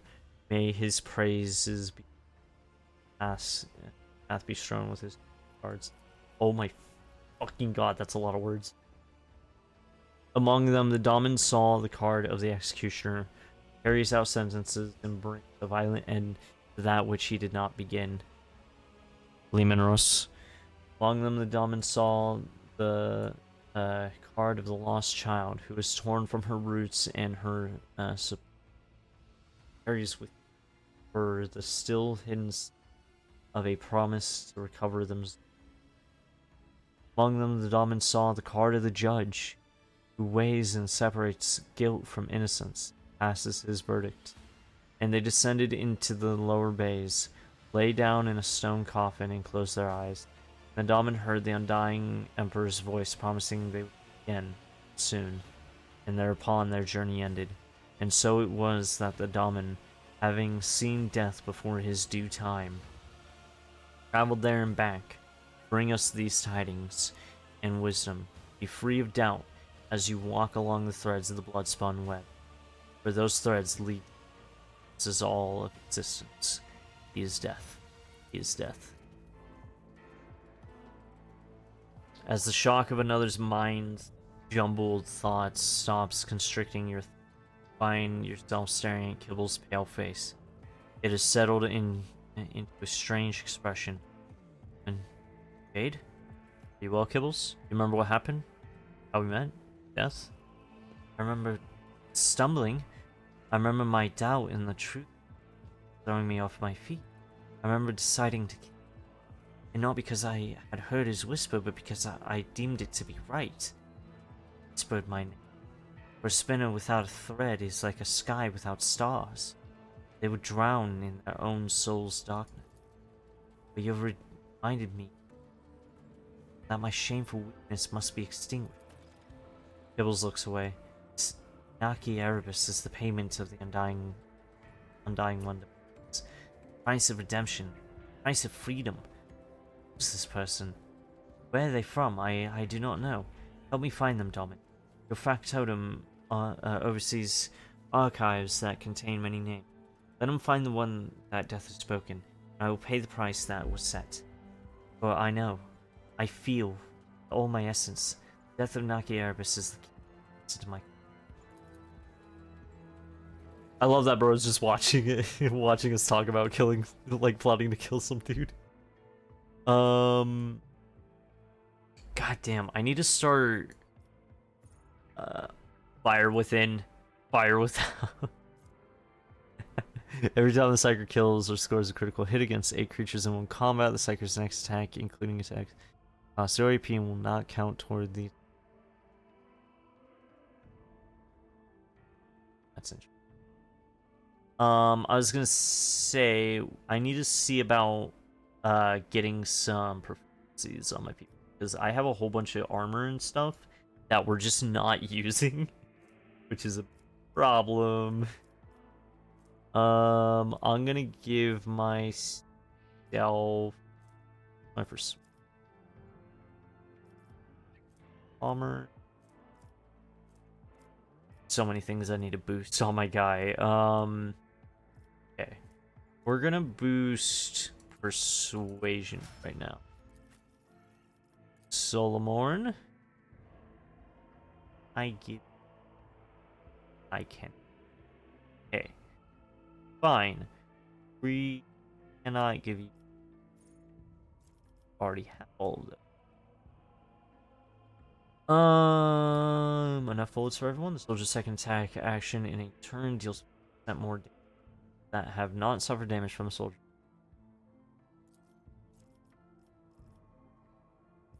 And then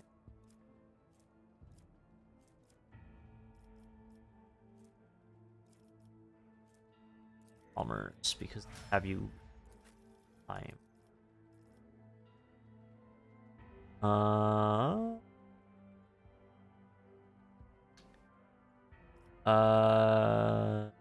Soldier's demolition instead of intelligence is... Oh, fuck yeah. And I can bump that up as well. Heinrich. We are... God damn, you have a lot. We are gonna give... Psyker Psychic power. Psychic fun.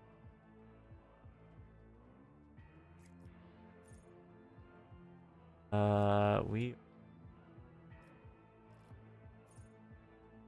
that one. And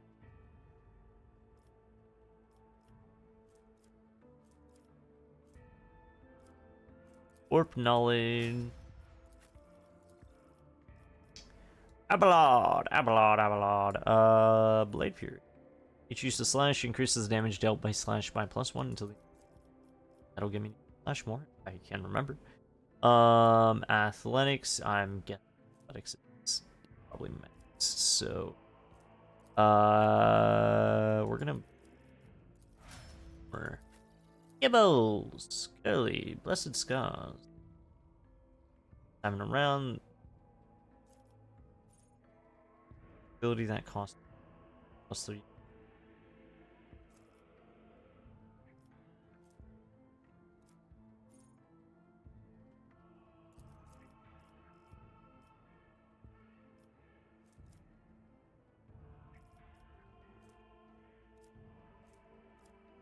I don't know.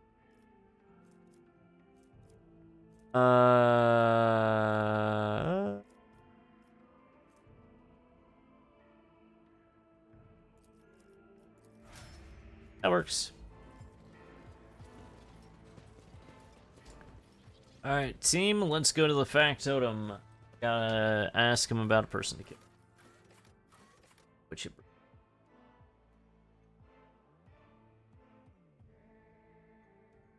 hell yeah.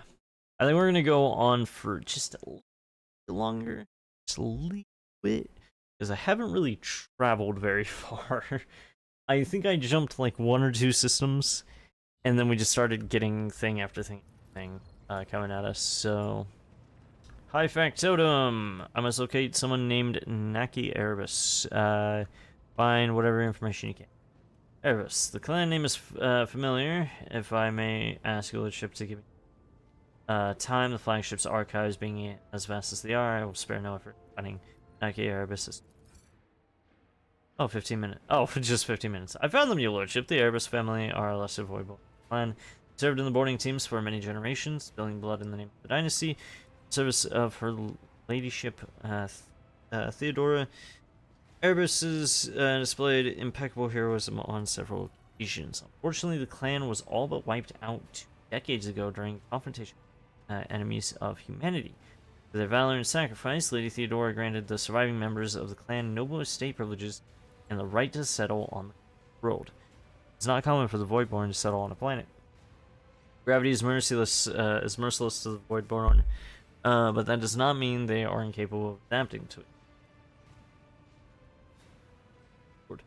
Living on the capital world is a reward worth putting in the effort. And what about Naki Erebus? The name Naki appears in reports at least a dozen different women bore it over several centuries. No data on any living person with that name. The head of the Erebus family will likely have more information about the past 2 decades of the history on. Let's go to Dargonis. That one. Dargonis Palace, the Cyber Beast.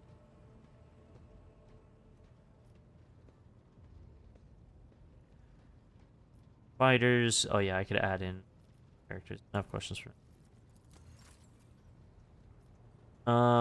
Okay. I'm gonna go to colony management real fast. I know a whole bunch of, but we're just gonna go through, run through. Fast. There we go. So can't do anything for Foulstone. I don't want to. Canis, Dargonis. I don't want to do that one. With plus provide action. Want to fucking because that's heretical. That's bad. Find a way to keep both the psychers and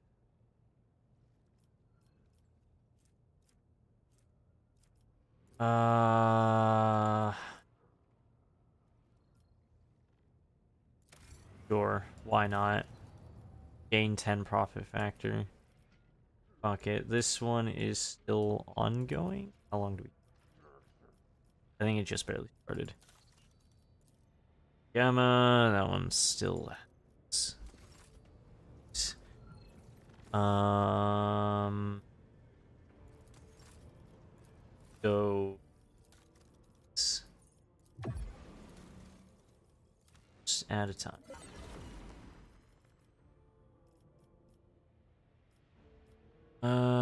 Honestly, we should hire was the as if we're doing a fucking dogmatic. We are getting a whole bunch of stuff though. Oh yeah, that is entire Kazbalican mission bought out. Fellowship deployed. That was that. Half of. Ooh, wait, that's kind of cool. Fellowship of the Boy. I think that was the one it's got from Imperial Navy, though.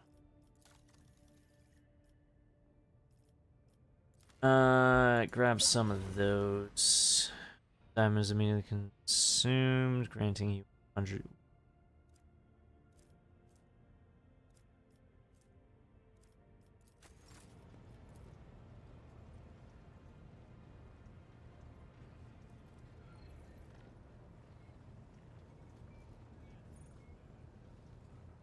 Plane just went overhead. I'm sorry.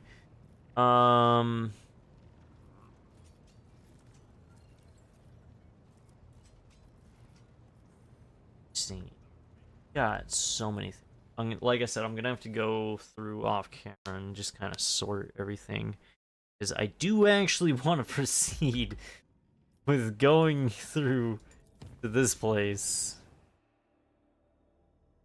Oh, nothing?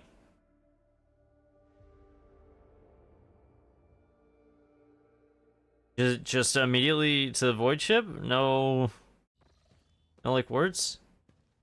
Oh, hi Cassia. Kate, how wonderful it is that I found you here. Horrible anxiety washes over your body, causing you to lose your breath. Cassia notices this, closes her eyes, and your that are not give me. My powers are sometimes too insistent in their attempts to break free. Made great strides in learning how to keep them at bay. I commend your perseverance. I came to deliver good tidings. I've spoken with the house's navigators through the Atlas. Of late, I can feel with increasing clarity how our connection is growing stronger. Despite the descent in its midst, House Orcelio has been able to a precarious equilibrium, thanks in part to your unexpected arrival in 5 and the resolution of the conflict Argonis received. Not all Orcelios concur with your decisions, but none can deny the impact that you, no one else, have had on the house's present state of. Cassie nods gratefully, lowers her gaze, and clasps her hands together. The more I wish to tell you is about the visions that I've come to experience at an increasing rate during warp jump. The same visions come to me again and again. It is as if I am going mad. Visions are about me, the Atlas, and Tisiphone Arcelio, the house's previous novator. I have seen Tisiphone's experiments. Once that involved the navigators, the Sathala, which was rumored to have destroyed for. But the visions told me an altogether different story, one where the Sathalas helped Tisiphone create the Atlas, and they vanished and experiments were done with. Perhaps I can. I know I can find the way to the palace of the Atlas if I recreate Tisiphone's journey from a real palace, not the psychophysical illusion to which the Orcelio navigators out. I have always had a feeling that it truly exists in our world. Now, however, I know it with absolute certainty. I've been informed that House Rosalia will soon convene in its Grand Council. Would it not be better to wait for it to finish first? What makes you so sure that you can... this one. I cannot shake that a certain foreboding about the upcoming meeting. Palace of the... Troubling mirages have plagued my mind for many nights. Voices calling and cursing my... And the more I use the Atlas, the clearer the visions come, and the louder the voice. And the further my powers wane. I am certain that all of the house is experiencing the same. All of us are connected. Since my family's fear, House Celio is perish in darkness. She failed to discover the reason Alice is weak. That reason, I believe, is hidden somewhere in my phone. Makes you so sure that you will find the way to this physical manifestation of Atlas. I saw Tisiphone experience an epiphany. It's like my visions came to me on travels. She beheld a planet hidden behind boiling warp storms. The world promised her great power, so Tisiphone gathered the Sathalas, her most devout followers, to go on a suicidal journey through the Tempest. I know not the details of what happened on that planet, but it was there that the Sathalas sacrificed themselves for an experiment of some. It was there that House Roselio obtained the Starway Atlas. For the first time ever, I have an opportunity to find answers questions my mentor so deftly. Why did Tisiphone choose me? What is the Atlas? Is it true that House Roselio's past is drenched in... Please, do not snap this tautly drawn string of my destiny. My destiny. Journey with me into Tisiphone's wake to the distant stars. Why, pray tell, should I go on the suicidal escapade to... Oh, no, sorry. I shall help you, Lady Cassia. Cassia breathes a sigh of relief, but the look in her ruby eyes quickly darkens. The house is still watching me, both the renegades and the lords. I doubt that any of them will agree to a brief armistice for the sake of learning about the Atlas's origins, and I do not wish to see House Roselio even one more life to another fratricidal skirmish. No, I shall go after the answers about our... To show House your strength and undauntable spirit, invite the renegade first to touch this Atlas. Standing on the cusp of a great discovery. For all of House of Celium. Best that we go. Cassia's shoulders relax. Thank you for your understanding, Rogue. And now permit me to take my leave. I must start preparing what I've been able to glean. I must first travel to the ruby red eyes widen in astonishment. Celio prophecy system. Odd that. Could be that the historical records are lying, and Roselio is not who the star system is named after. Either way, that was the system from which Tisiphone embarked on her journey and going to follow in her life.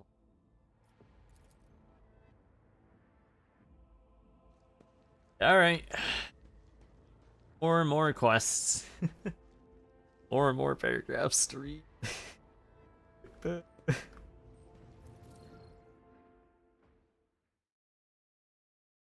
Back to the Coronis Expanse. So many things are fucking developing. Oh, this is an Uncharted system. Oh, chat. Okay. Artificial object. You're gonna be observed first before the finger of sorrow. All usual noises on the bridge cease when the shadow of a gigantic seemingly appearing out of nowhere sails past the stained glass windows. It seems forlorn, the hull is tarnished, the lumens are dead, and the windows are broken and shrouded. The Auger crew can't recognize the signature of its silent engines. They only manage to shed some light on it to make out the faded name of... Queen's Lament. Voxmaster's report breaks the somber silence. The bridge has just received a Voxcast from the dead void ship. Up the signal. Vigdis conducts a full Vox system check and reports that the communications are in order, even though only eerie, unnatural silence can be Vox.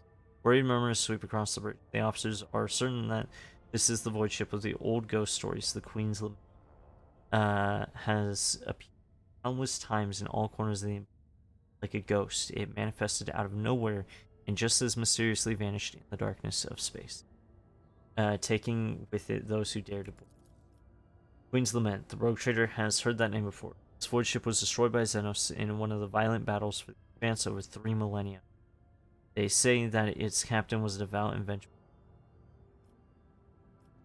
Scouts aboard the void ship. The shuttle carrying the soldiers docks with the Queen's Lament without impediment. Using disparate blueprints of other cruisers, the scouting party sets out the bridge, following the dark, unpowered corridors that somehow retain oxygen. Nervous voice of the operator erupts the Vox. The crew are still on board, but what's this? Blurry silhouettes of torn off limbs, cut open bellies, and twisted faces are materializing all around in ghastly. Ghosts promise the unwelcome guests that they will stay on board the Queen's Lament forever. This is a Davy Jones fucking ripoff of a story. Raising his voice to a shout, the operator reports that his comrades are already dead and soon it will be turn. Augurs are telling a different story. All of the scouts are alive and still moving forward. Order the operator to pull himself together. Soldiers must be prepared to face even the most terrifying space horrors. Coerce the operator who he does not pull himself together.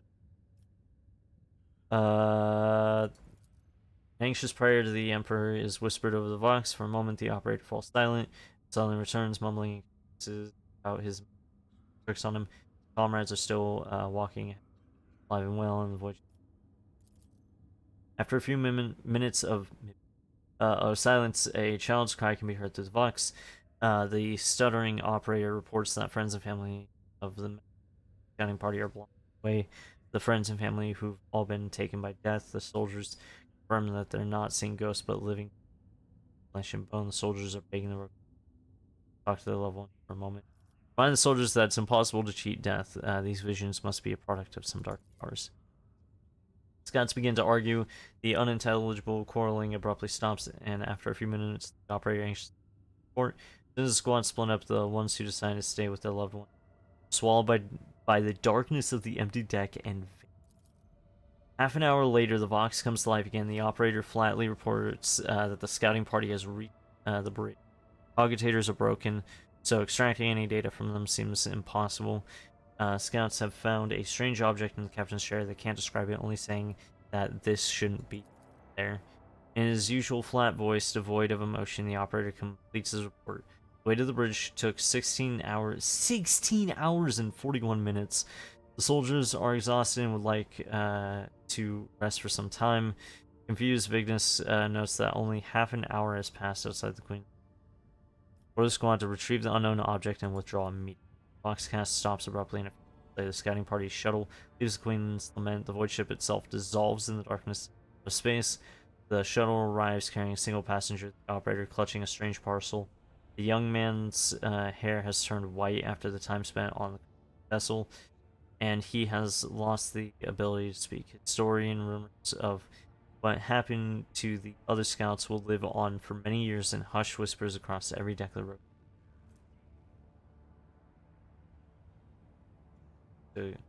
Oh, that's a heretic trophy. Whoops. Finger of Sorrow time. Don't forget the of. The hulk of a merchant ship drifts through the void like a gutted corpse. The hull is riddled with gouges from macro cannon fire. The soot-covered letters of side spell out a somber name, Finger of Sorrow.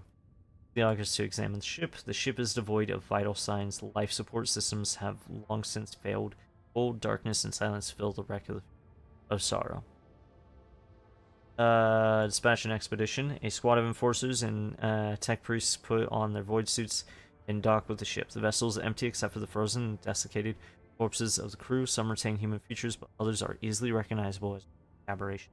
They've been dead for centuries. Examine the logbook at the bridge. Finger of Sorrow was a common merchant vessel. The log records its travels along many of the trade routes of the Calixtus sector. Last entry states that the ship departed from Port Wander on the border between the Cronus Expanse and the Calixtus sector. Tank Priest notes that the protocols for undocking from the station were not followed, indicating either a hasty escape or blatant disregard for the covenants of the Omnissiah. Hold is empty apart from a few open containers. However, a careful examination points to 3 open service hatches that bear claw marks. Venturing deeper into service tunnels, the enforcers find 3 empty nests with chunks of purple bitten and dried traces of dark slime that has eaten through metal panels. There can be no doubt that gene stealers want to infect the cabins. Many of the cabins have become tombs for the bodies of they asphyxiated when the ship's life support systems failed. One of the enforcers notices a cache marked with a symbol of a fanged serpent, sharp tail, and the cache contains an amulet and a miraculously preserved diary.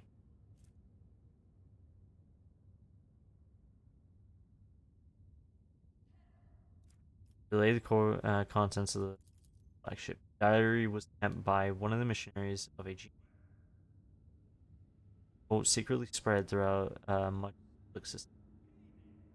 Although the author does not mention any specific infected worlds, he calls with reverence Promised Land, the cradle of faith, salty as the tear of righteous martyr.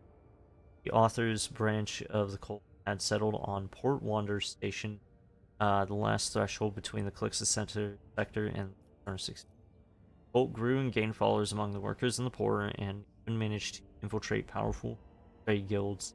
However, their plans fell apart when the Gene Stealer's weakness was granted candidate. This oversight led to the discovery of the bloody pearl. The author of the diary with horror and sorrow how many of the blood children of the Star Savior perished. The story ends by chronicling the escape of a small group of heretics who managed to save 3 purebreds and steal a merchant ship under heavy fire from the. They narrowly navigated the mall. Ship's was too severe. 3 phalanges of the sorrow. Pureblood star children fell into a ship and became dormant. Meanwhile, the cult humbly watched the ship's life support systems fade away one. In the last lines, the author welcomes death and lemonade for the ship. Forces plant melts charges at key points on the vessel, and the explosion rips sorrow to pieces that are obliterated by strikes from. Holy shit!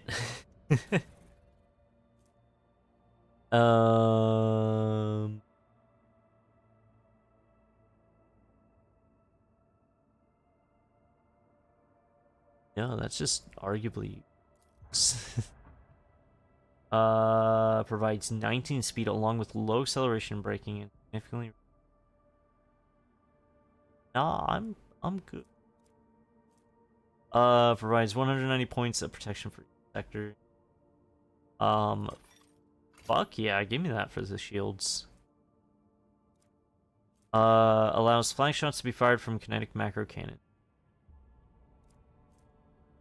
Black ammo or so we can. Good. Very. Okay, I kind of really want to get into a space fight now because, like, before we were always struggling, and now we're just gonna be able to we're gonna be able to stand a better chance. So we need to go up to Dargonus first. So we're gonna hold the war counts. Damn it! What do I go to first?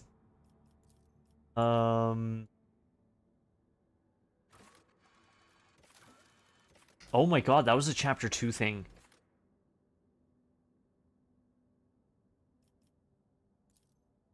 This is a chapter 2 thing. What the fuck? Oh my god. We're on chapter. So we need to hold a war council, but I don't want to go there first. I don't want that one to be the first one we have to go to. We kind of need to deal with this first.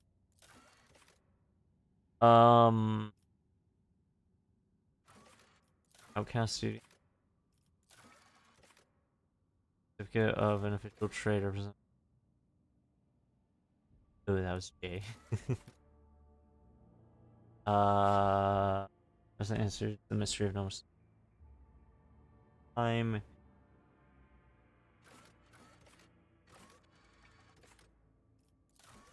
Ass.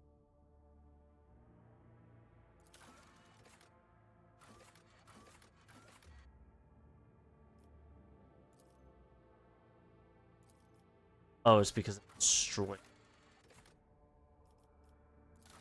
Yeah, I feel like this one's a little bit important because, you know, death itself kind of was like, "Ayo, kill, ayo, I need you to kill this person for." So I think I don't think I have a choice on that one, but we are gonna take long way through it. Meaning we're gonna go up through here, hitting both of these, and then we're gonna land in Dargonis. We're gonna deal with the death thing. I think I'm gonna bump up to armor 4, and then up to Torbum Maledicta to get both of those. And then on our way down, we can go to this one, Smartus Mundos.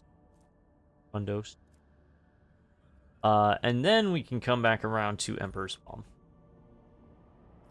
It might be a little bit mad that I'm gonna be a little bit late to the war party, but you know what? Fuck them. Okay. Langren's belt. I forgot what was lying here. It's over here. Oh, pirates! Lots of pirates. Continents. Oh, right, these are the pirates that are stealing from me. I get into a space battle. A chase is ensuing behind the stained glass windows of the bridge. Several pirate raiders are trying to catch up with the cruiser, fruitlessly firing salvos at it from their macro cannons. The officers of the auger crew report they're chasing the elusive Contempt. It's a legendary pirate flagship that has been plundering cargo ships around the expanse for several hundred years, masterfully evading, keeping up. Shelby, the proto-speculator, the elusive Contempt's captain, addresses you via Vox. In a cheerful, almost affectionate voice,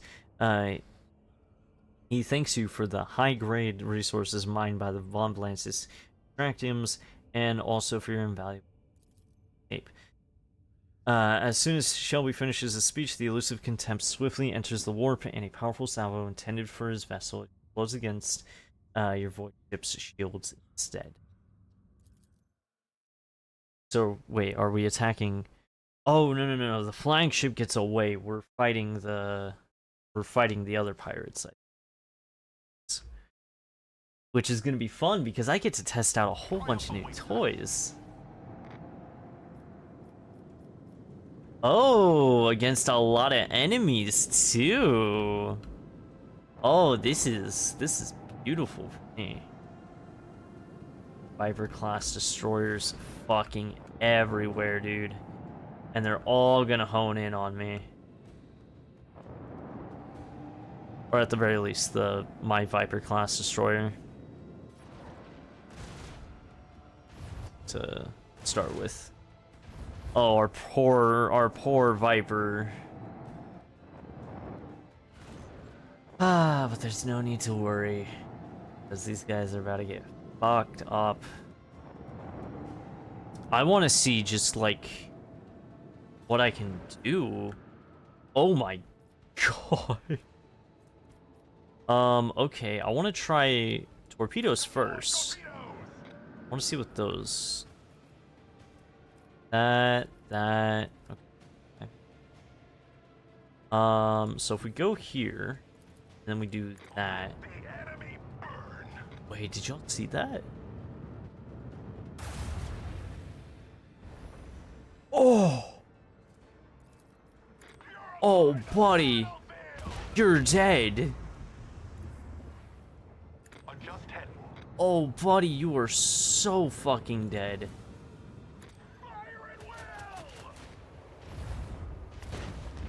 Oh my god, just instantaneously.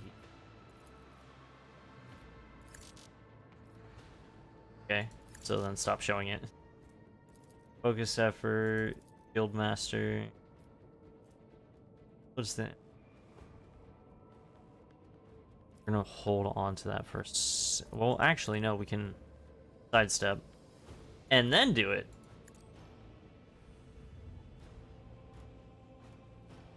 Okay.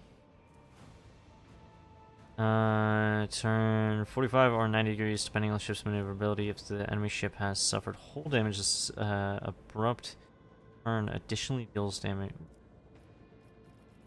Where again? I not.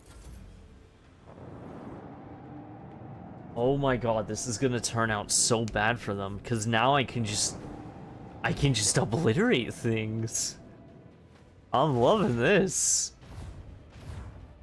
Yeah, deal your little bit of damage, buddy. Can't even call it that, dude. Because you're getting fucking destroyed.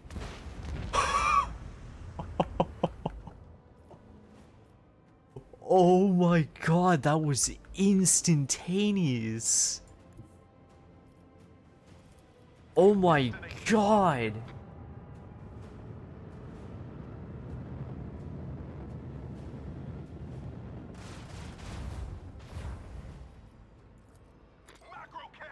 Just destroying them.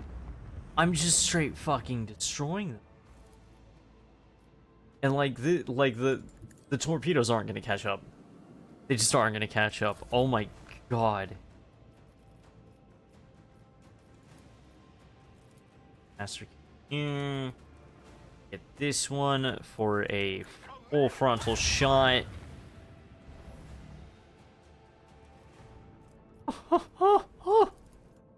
Vulnerability scan.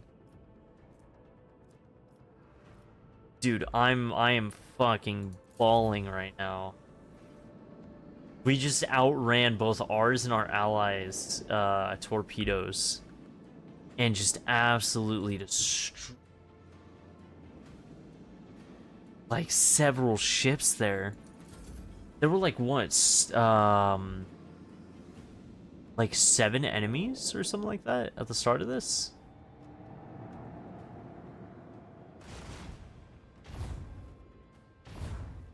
Nice. Nice. Oh, buddy. Oh, buddy. You're just making it too easy for me. Because you see, I could just do this now.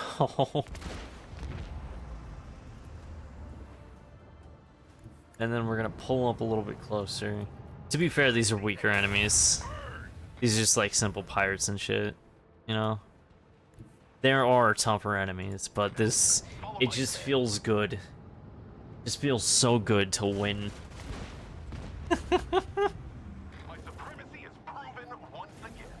That, it just feels so good to just obliterate them like that, dude.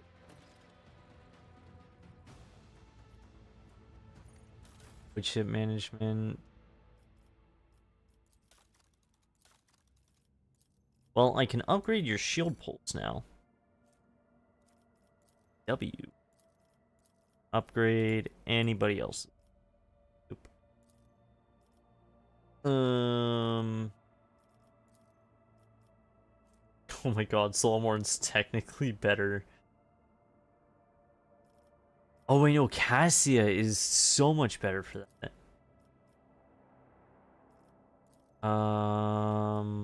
But she's better for the master.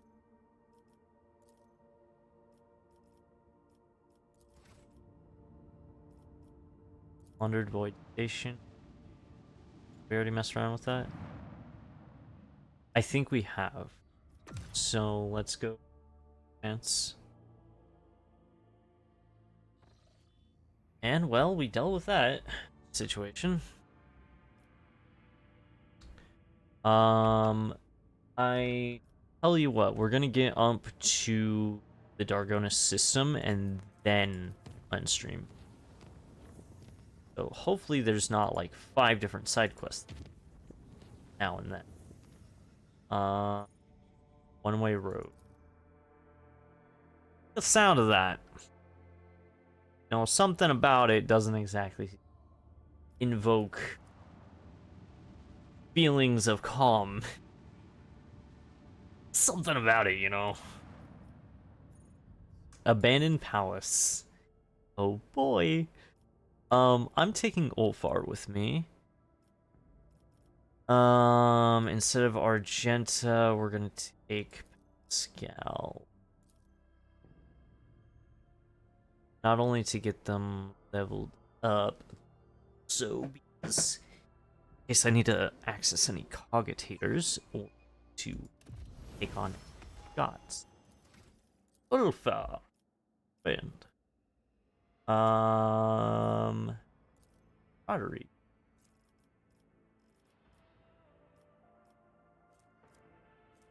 Who are gonna be our demolition. Since I don't have this.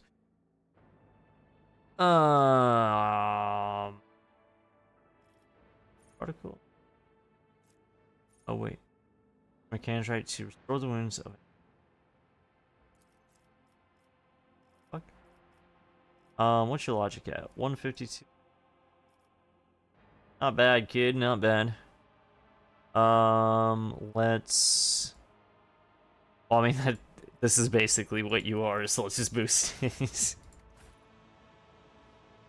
What I'm using him as. Stay sharp. Goods. Goods.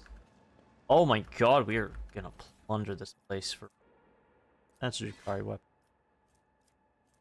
Orb grenade. Not gonna.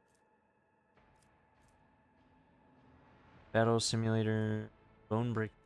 I think we already have one of those, but we're grabbing another. Goods. Enforcer light boot. Sade plate. Shroud of Dauntless.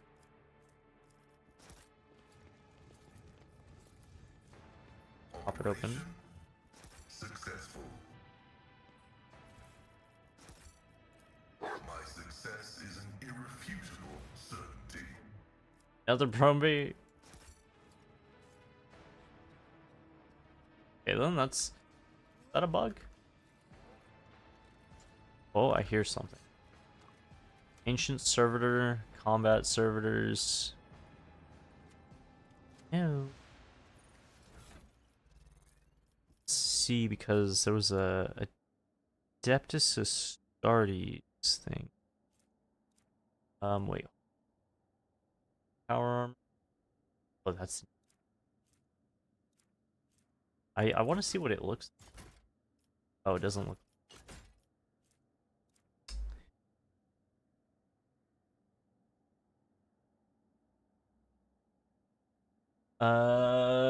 Thank you for the follow. Vampiric Rune. Never played this game before. This is Warhammer 40k Rogue Trader.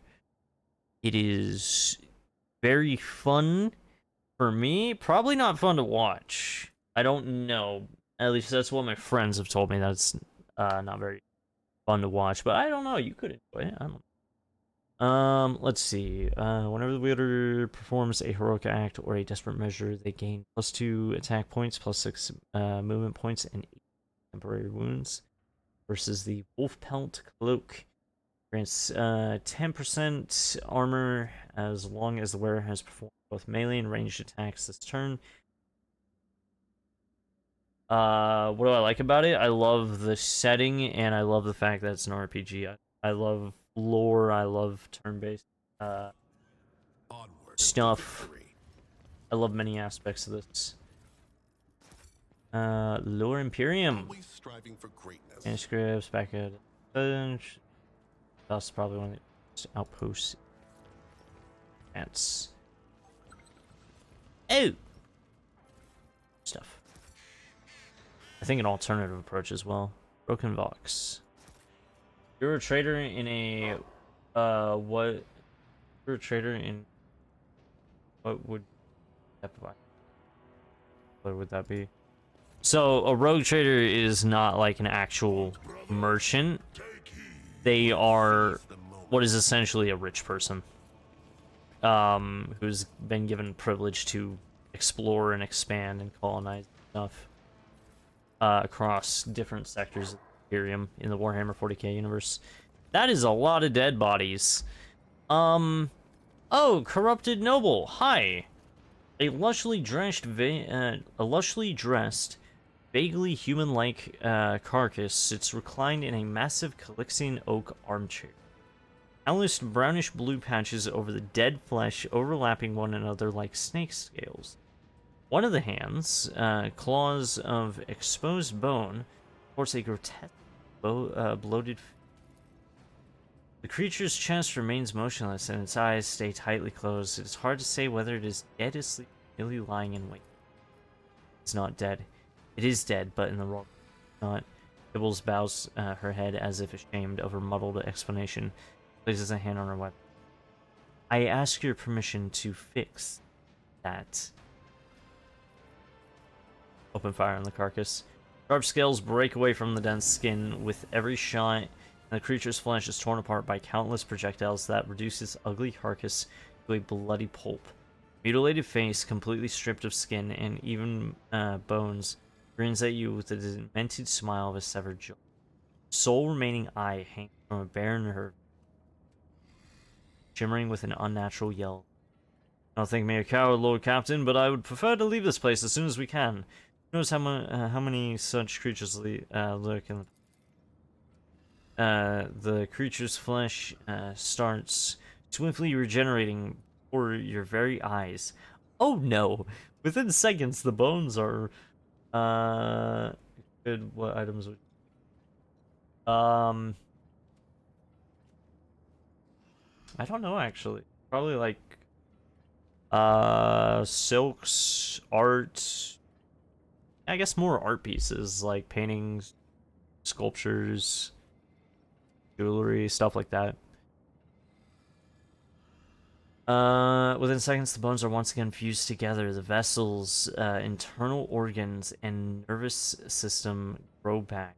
A spatter of blood flows back toward the carcass, being absorbed through the exposed tissue and rapidly recovering scale marks. Same creature standing before you a moment later, but this time its fiery yellow eyes are burning. Ma Odrift's I do not like playing with my food. The creature angrily shakes its in an effort to remember human. Its jowls melding in its shoulders and faintly glowing rib. A peculiar accessory shaped like a scarab and covered in luminous vermilion glyphs has painfully lodged itself into the flesh of the creature. Something that undoubtedly used to be a man. I'm failing all the Xenos tests because I don't have Heinrich with me. God damn it. The accessory must have been a brooch at some point, but burrowed into the owner's flesh. It's a fucking Necron Scarab. Begone, monster. I will finally taste the sea. Oh no. What the fuck was that sound? Ooh. Start the battle. I should have brought Heinrich with me.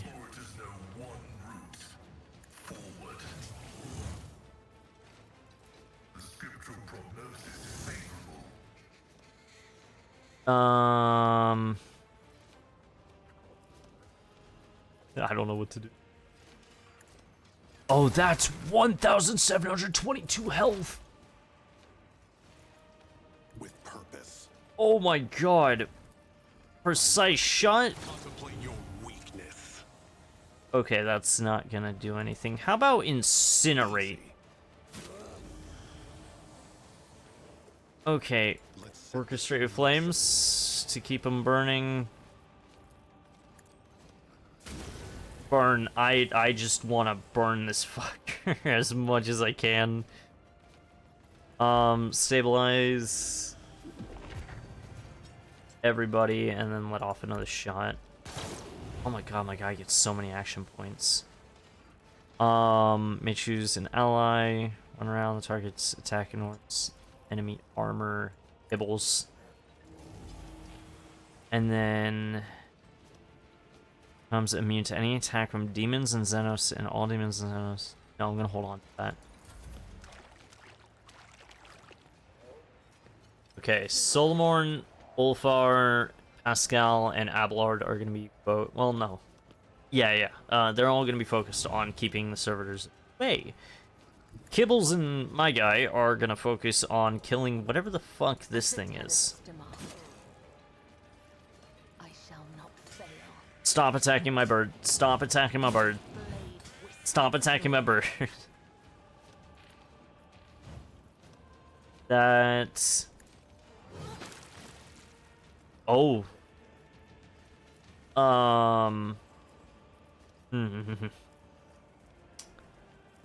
Let's go with Death's Whisper.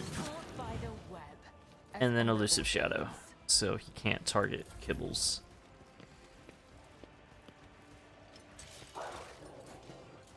Not attack the doggo. You're gonna infuriate the arbitrator. Stupid servitors. Oh, those servitors have a lot of health. Oh no. That's not good. Upper hand, please. Okay, Glado's doing a lot of fucking damage. This is good. Fight him. Yes. Good dog. Alright, Abelard.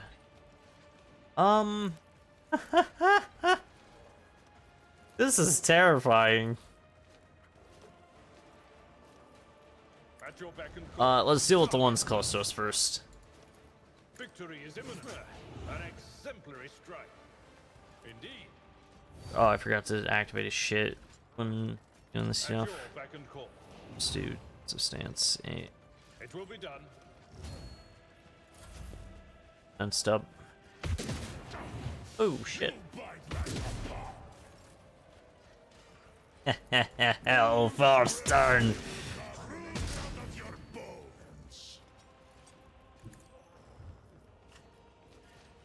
Here. Believe him. Running gun. Only hit these two. Good lad. Kick that one. Firearm mastery. I'm just gonna have him gun down the servitor right here.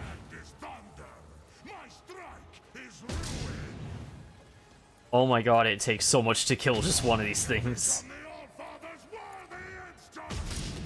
There we go. That's one down. Guess what is getting kicked again. Our foes reek of cowardice. Oh my god, okay. That's gonna work for now, Ulfar.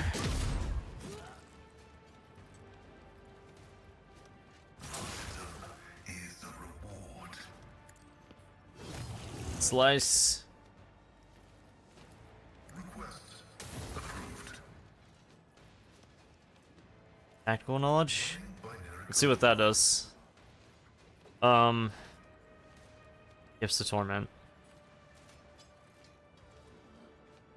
This is 41% of their wounds with the same number of temporary wounds at the end of combat with all their melee attacks and damage over time effects. Okay, that's good to know.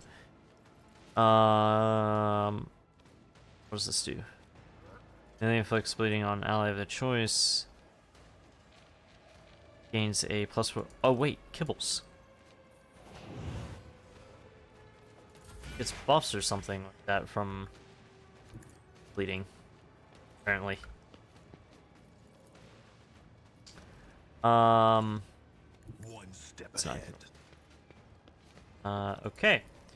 First of all, up. Coming, did you? Second of all, orchestrate flames. Balls. This. Stabilize everybody. Right there.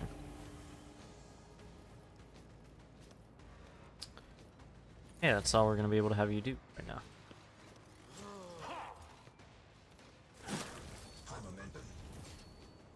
Oh fuck yeah, Death Waltz just instantly. Be shed as thou hast willed.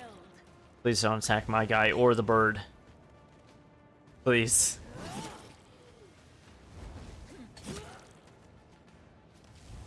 Oh my god, she's not dealing a whole lot of damage to him. Let your soul be purged. Oh no. Trust Oh me, no, this is bad. This is very I shall bad. not fail. As the tenets demand. Trust me. My blade whispers your name. The shadows Okay. see it done. Lead him. Trust me.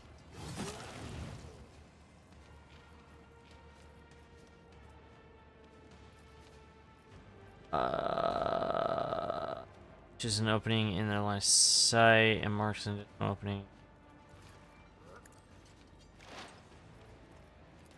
I shall not fail. Stab him! And then Trust me. elusive shadow.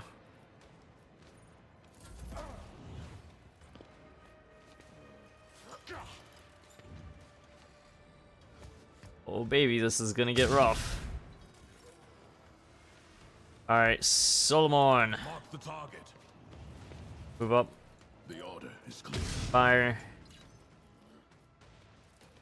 Let's test I skills, need you guys to take down the swan.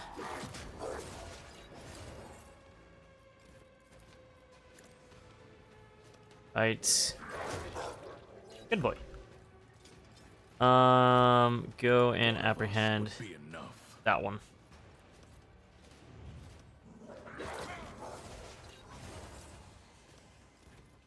Good boy. Pain and duty go hand in hand. I've seen worse battles than this in my time. Here. Charge, striking. That one. Sworn enemy. At your Defensive stance. back. Indeed. Strike. Oh, more combat servers. Oh, fire. Fire.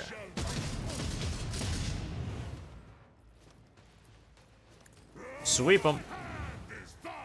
Oh, I missed that. My strike is Kick.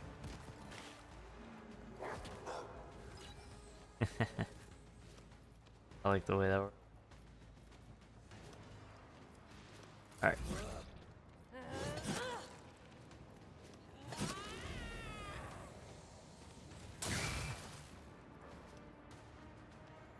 Okay. Mr. Tech Priest. I need you to snipe back at these guys. Oh yeah. request approved.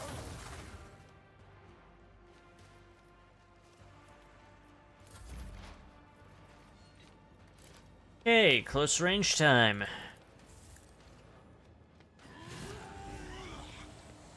That straight flames. As said, so done. Stabilize.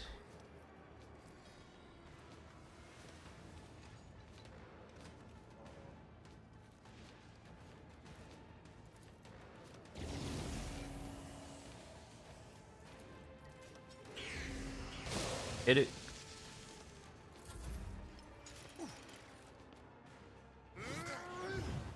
I feel nothing. Fear nothing.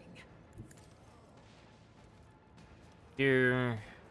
As the Dance on 'em. demand. Let your soul be purged.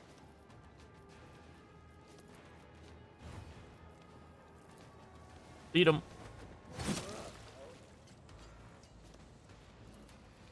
Elusive Shadow.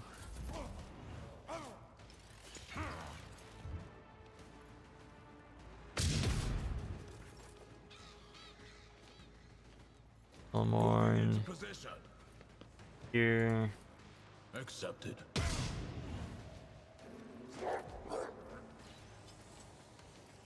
The order is clear. Gun Got a job to do, Glato. here. Won't take Fire.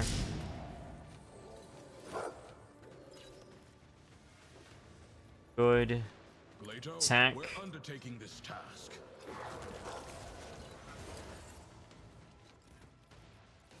Now go Let's bite test that our one. Skills, Glato. Very good.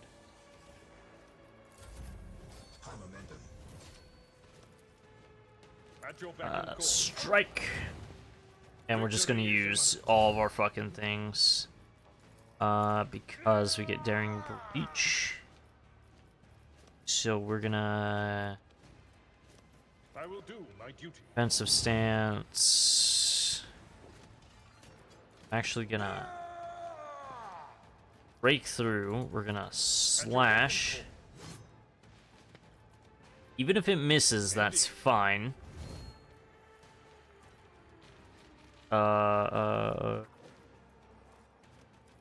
No matter the cost. Go with it.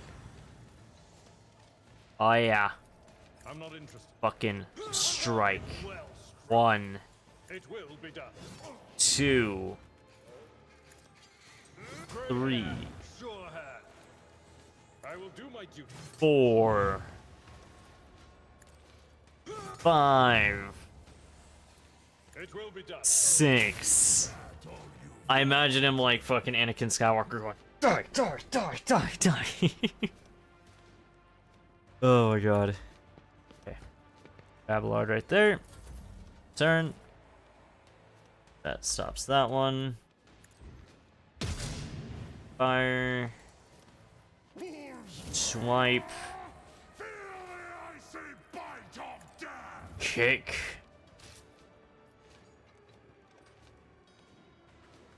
Send you up here.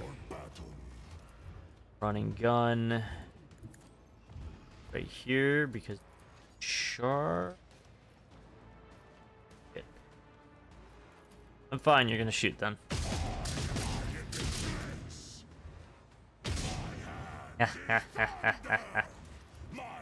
Revel and slaughter. I challenge you, damned. Alright, you're switching your main bolter. Now the enemies are far away.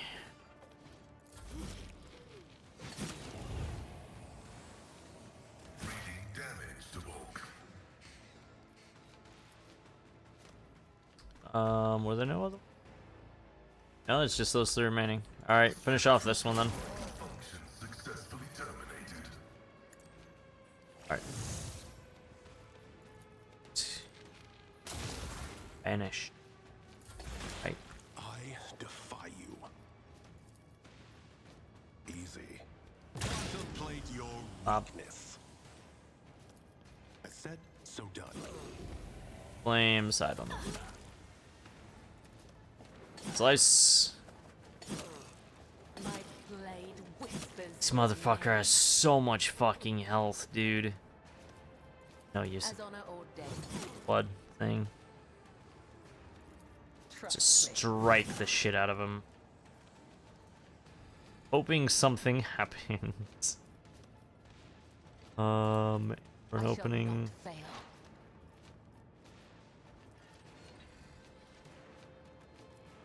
Trust me.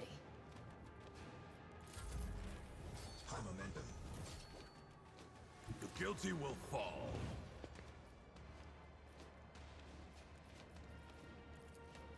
One of us would be enough.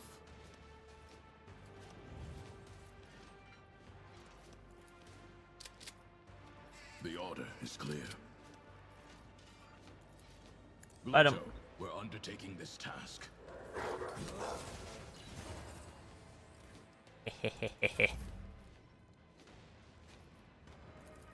At your beck and call. Victory is imminent. That's... Cubs play. I will carve runes out of your bones. Not yet. Not by your hand. gun. Saying fuck it. I don't care who's in the line of fire. There we go.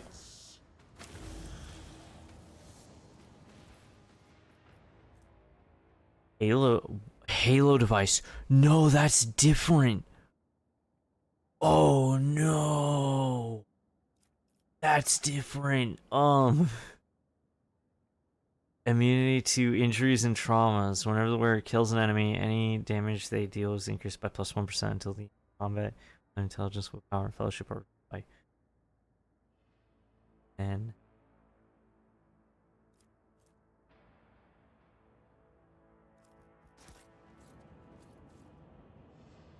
oh, that's so much worse. That's so much worse. The Halo device. Oh no. That's Jukari, I believe. Jukari thing. Oh my god. Ahead, never linger. Well, I'm glad we have Pascal to open up the chests. Blessed with multifunctionality.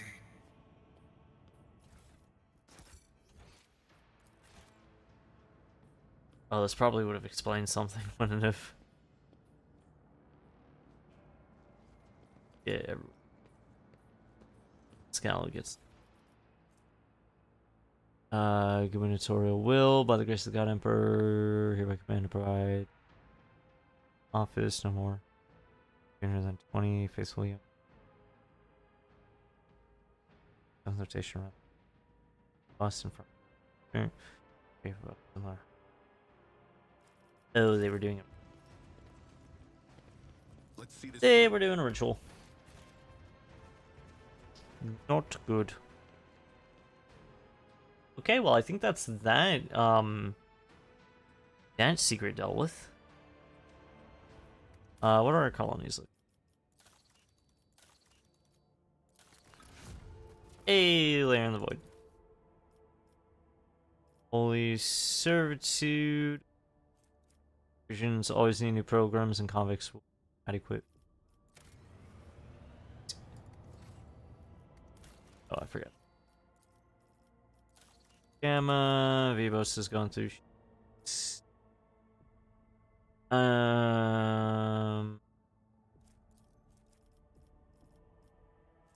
like those. Radical. Ish.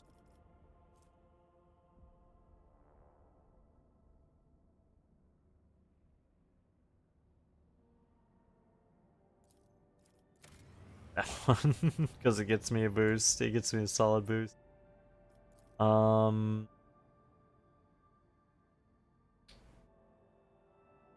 Genesis orbit is swarming with refugees by turning the entire world into billions of lives. For that over those other ones. Aside for the written records left by the ancient habited boy.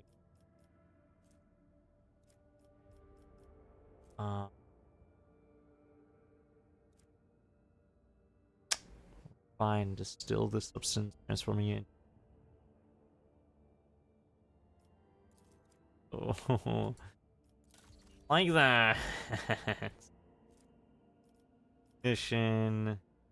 Let's need higher with. I'm gonna go back to the really fast. I want to see because we got a bunch of stuff. I want to see what we could sell to the Drusians. Yeah. We will see. High factotum, generous Danrock. Rusty merchant from this one. I'm gonna boost these last three. I'm not really gonna care about because, well, for them I just need to buy shit. I don't really need to sell shit. Okay, we've completed Casbalica. Tradable. Alright,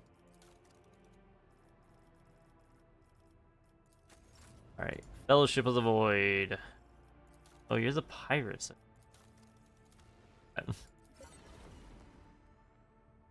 Pirates.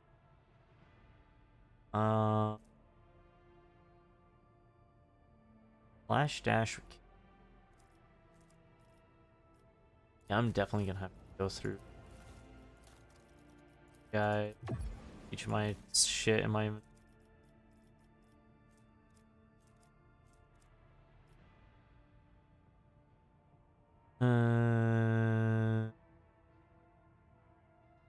Did I accidentally get any scrap container? No. I think that's just the last one. I think I can just buy scrap off of them in later parts of the game. Right now, let's go back to the Coronis Expanse map, and I think that was the last one before Dargonis. So that's all dealt with. Now to Dargonis. Settle my deal with Captain. We have found the trail of the elusive Contempt. The ship was sighted in Latosian message. If we go after the pirates right now, we can catch them before. Wait again. Where is that?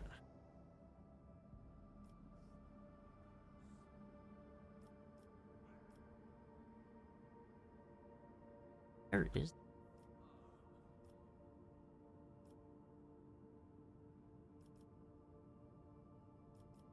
Sorry, am I just dumb? Blind? All of the above? Oh, Latosian. Oh, right here. Well, it's nice you tell me that after we exit out of Warp. I'm gonna go to Dargonis. We can deal with those pirates later. We're gonna have to deal with everything later because I am finished for the night. I have work tomorrow. Well, later in the day, but still, I'm tired, even though we're just 2 hours and 54 minutes into stream. So, go ahead and head out. Yeah, I'm really tired right now. I shouldn't have done a chat. Thank you all very much for watching the stream. If you did enjoy, make sure to go ahead and hit, if you did enjoy the stream, make sure to go ahead and hit all the interaction buttons down below. See what they do. They could do something cool. They could do something funny. You don't know until you start pressing random buttons. We're going to raid into Mikestrosity. I don't know when I'm going to be live again. I don't know. Everything's looking all wonky and weird. My schedules and whatnot. Next time, we will be hopping on, the other game we have, Disco Elysium. That's what it is. So, thank you all very much for watching the stream if you did enjoy, and see you all later.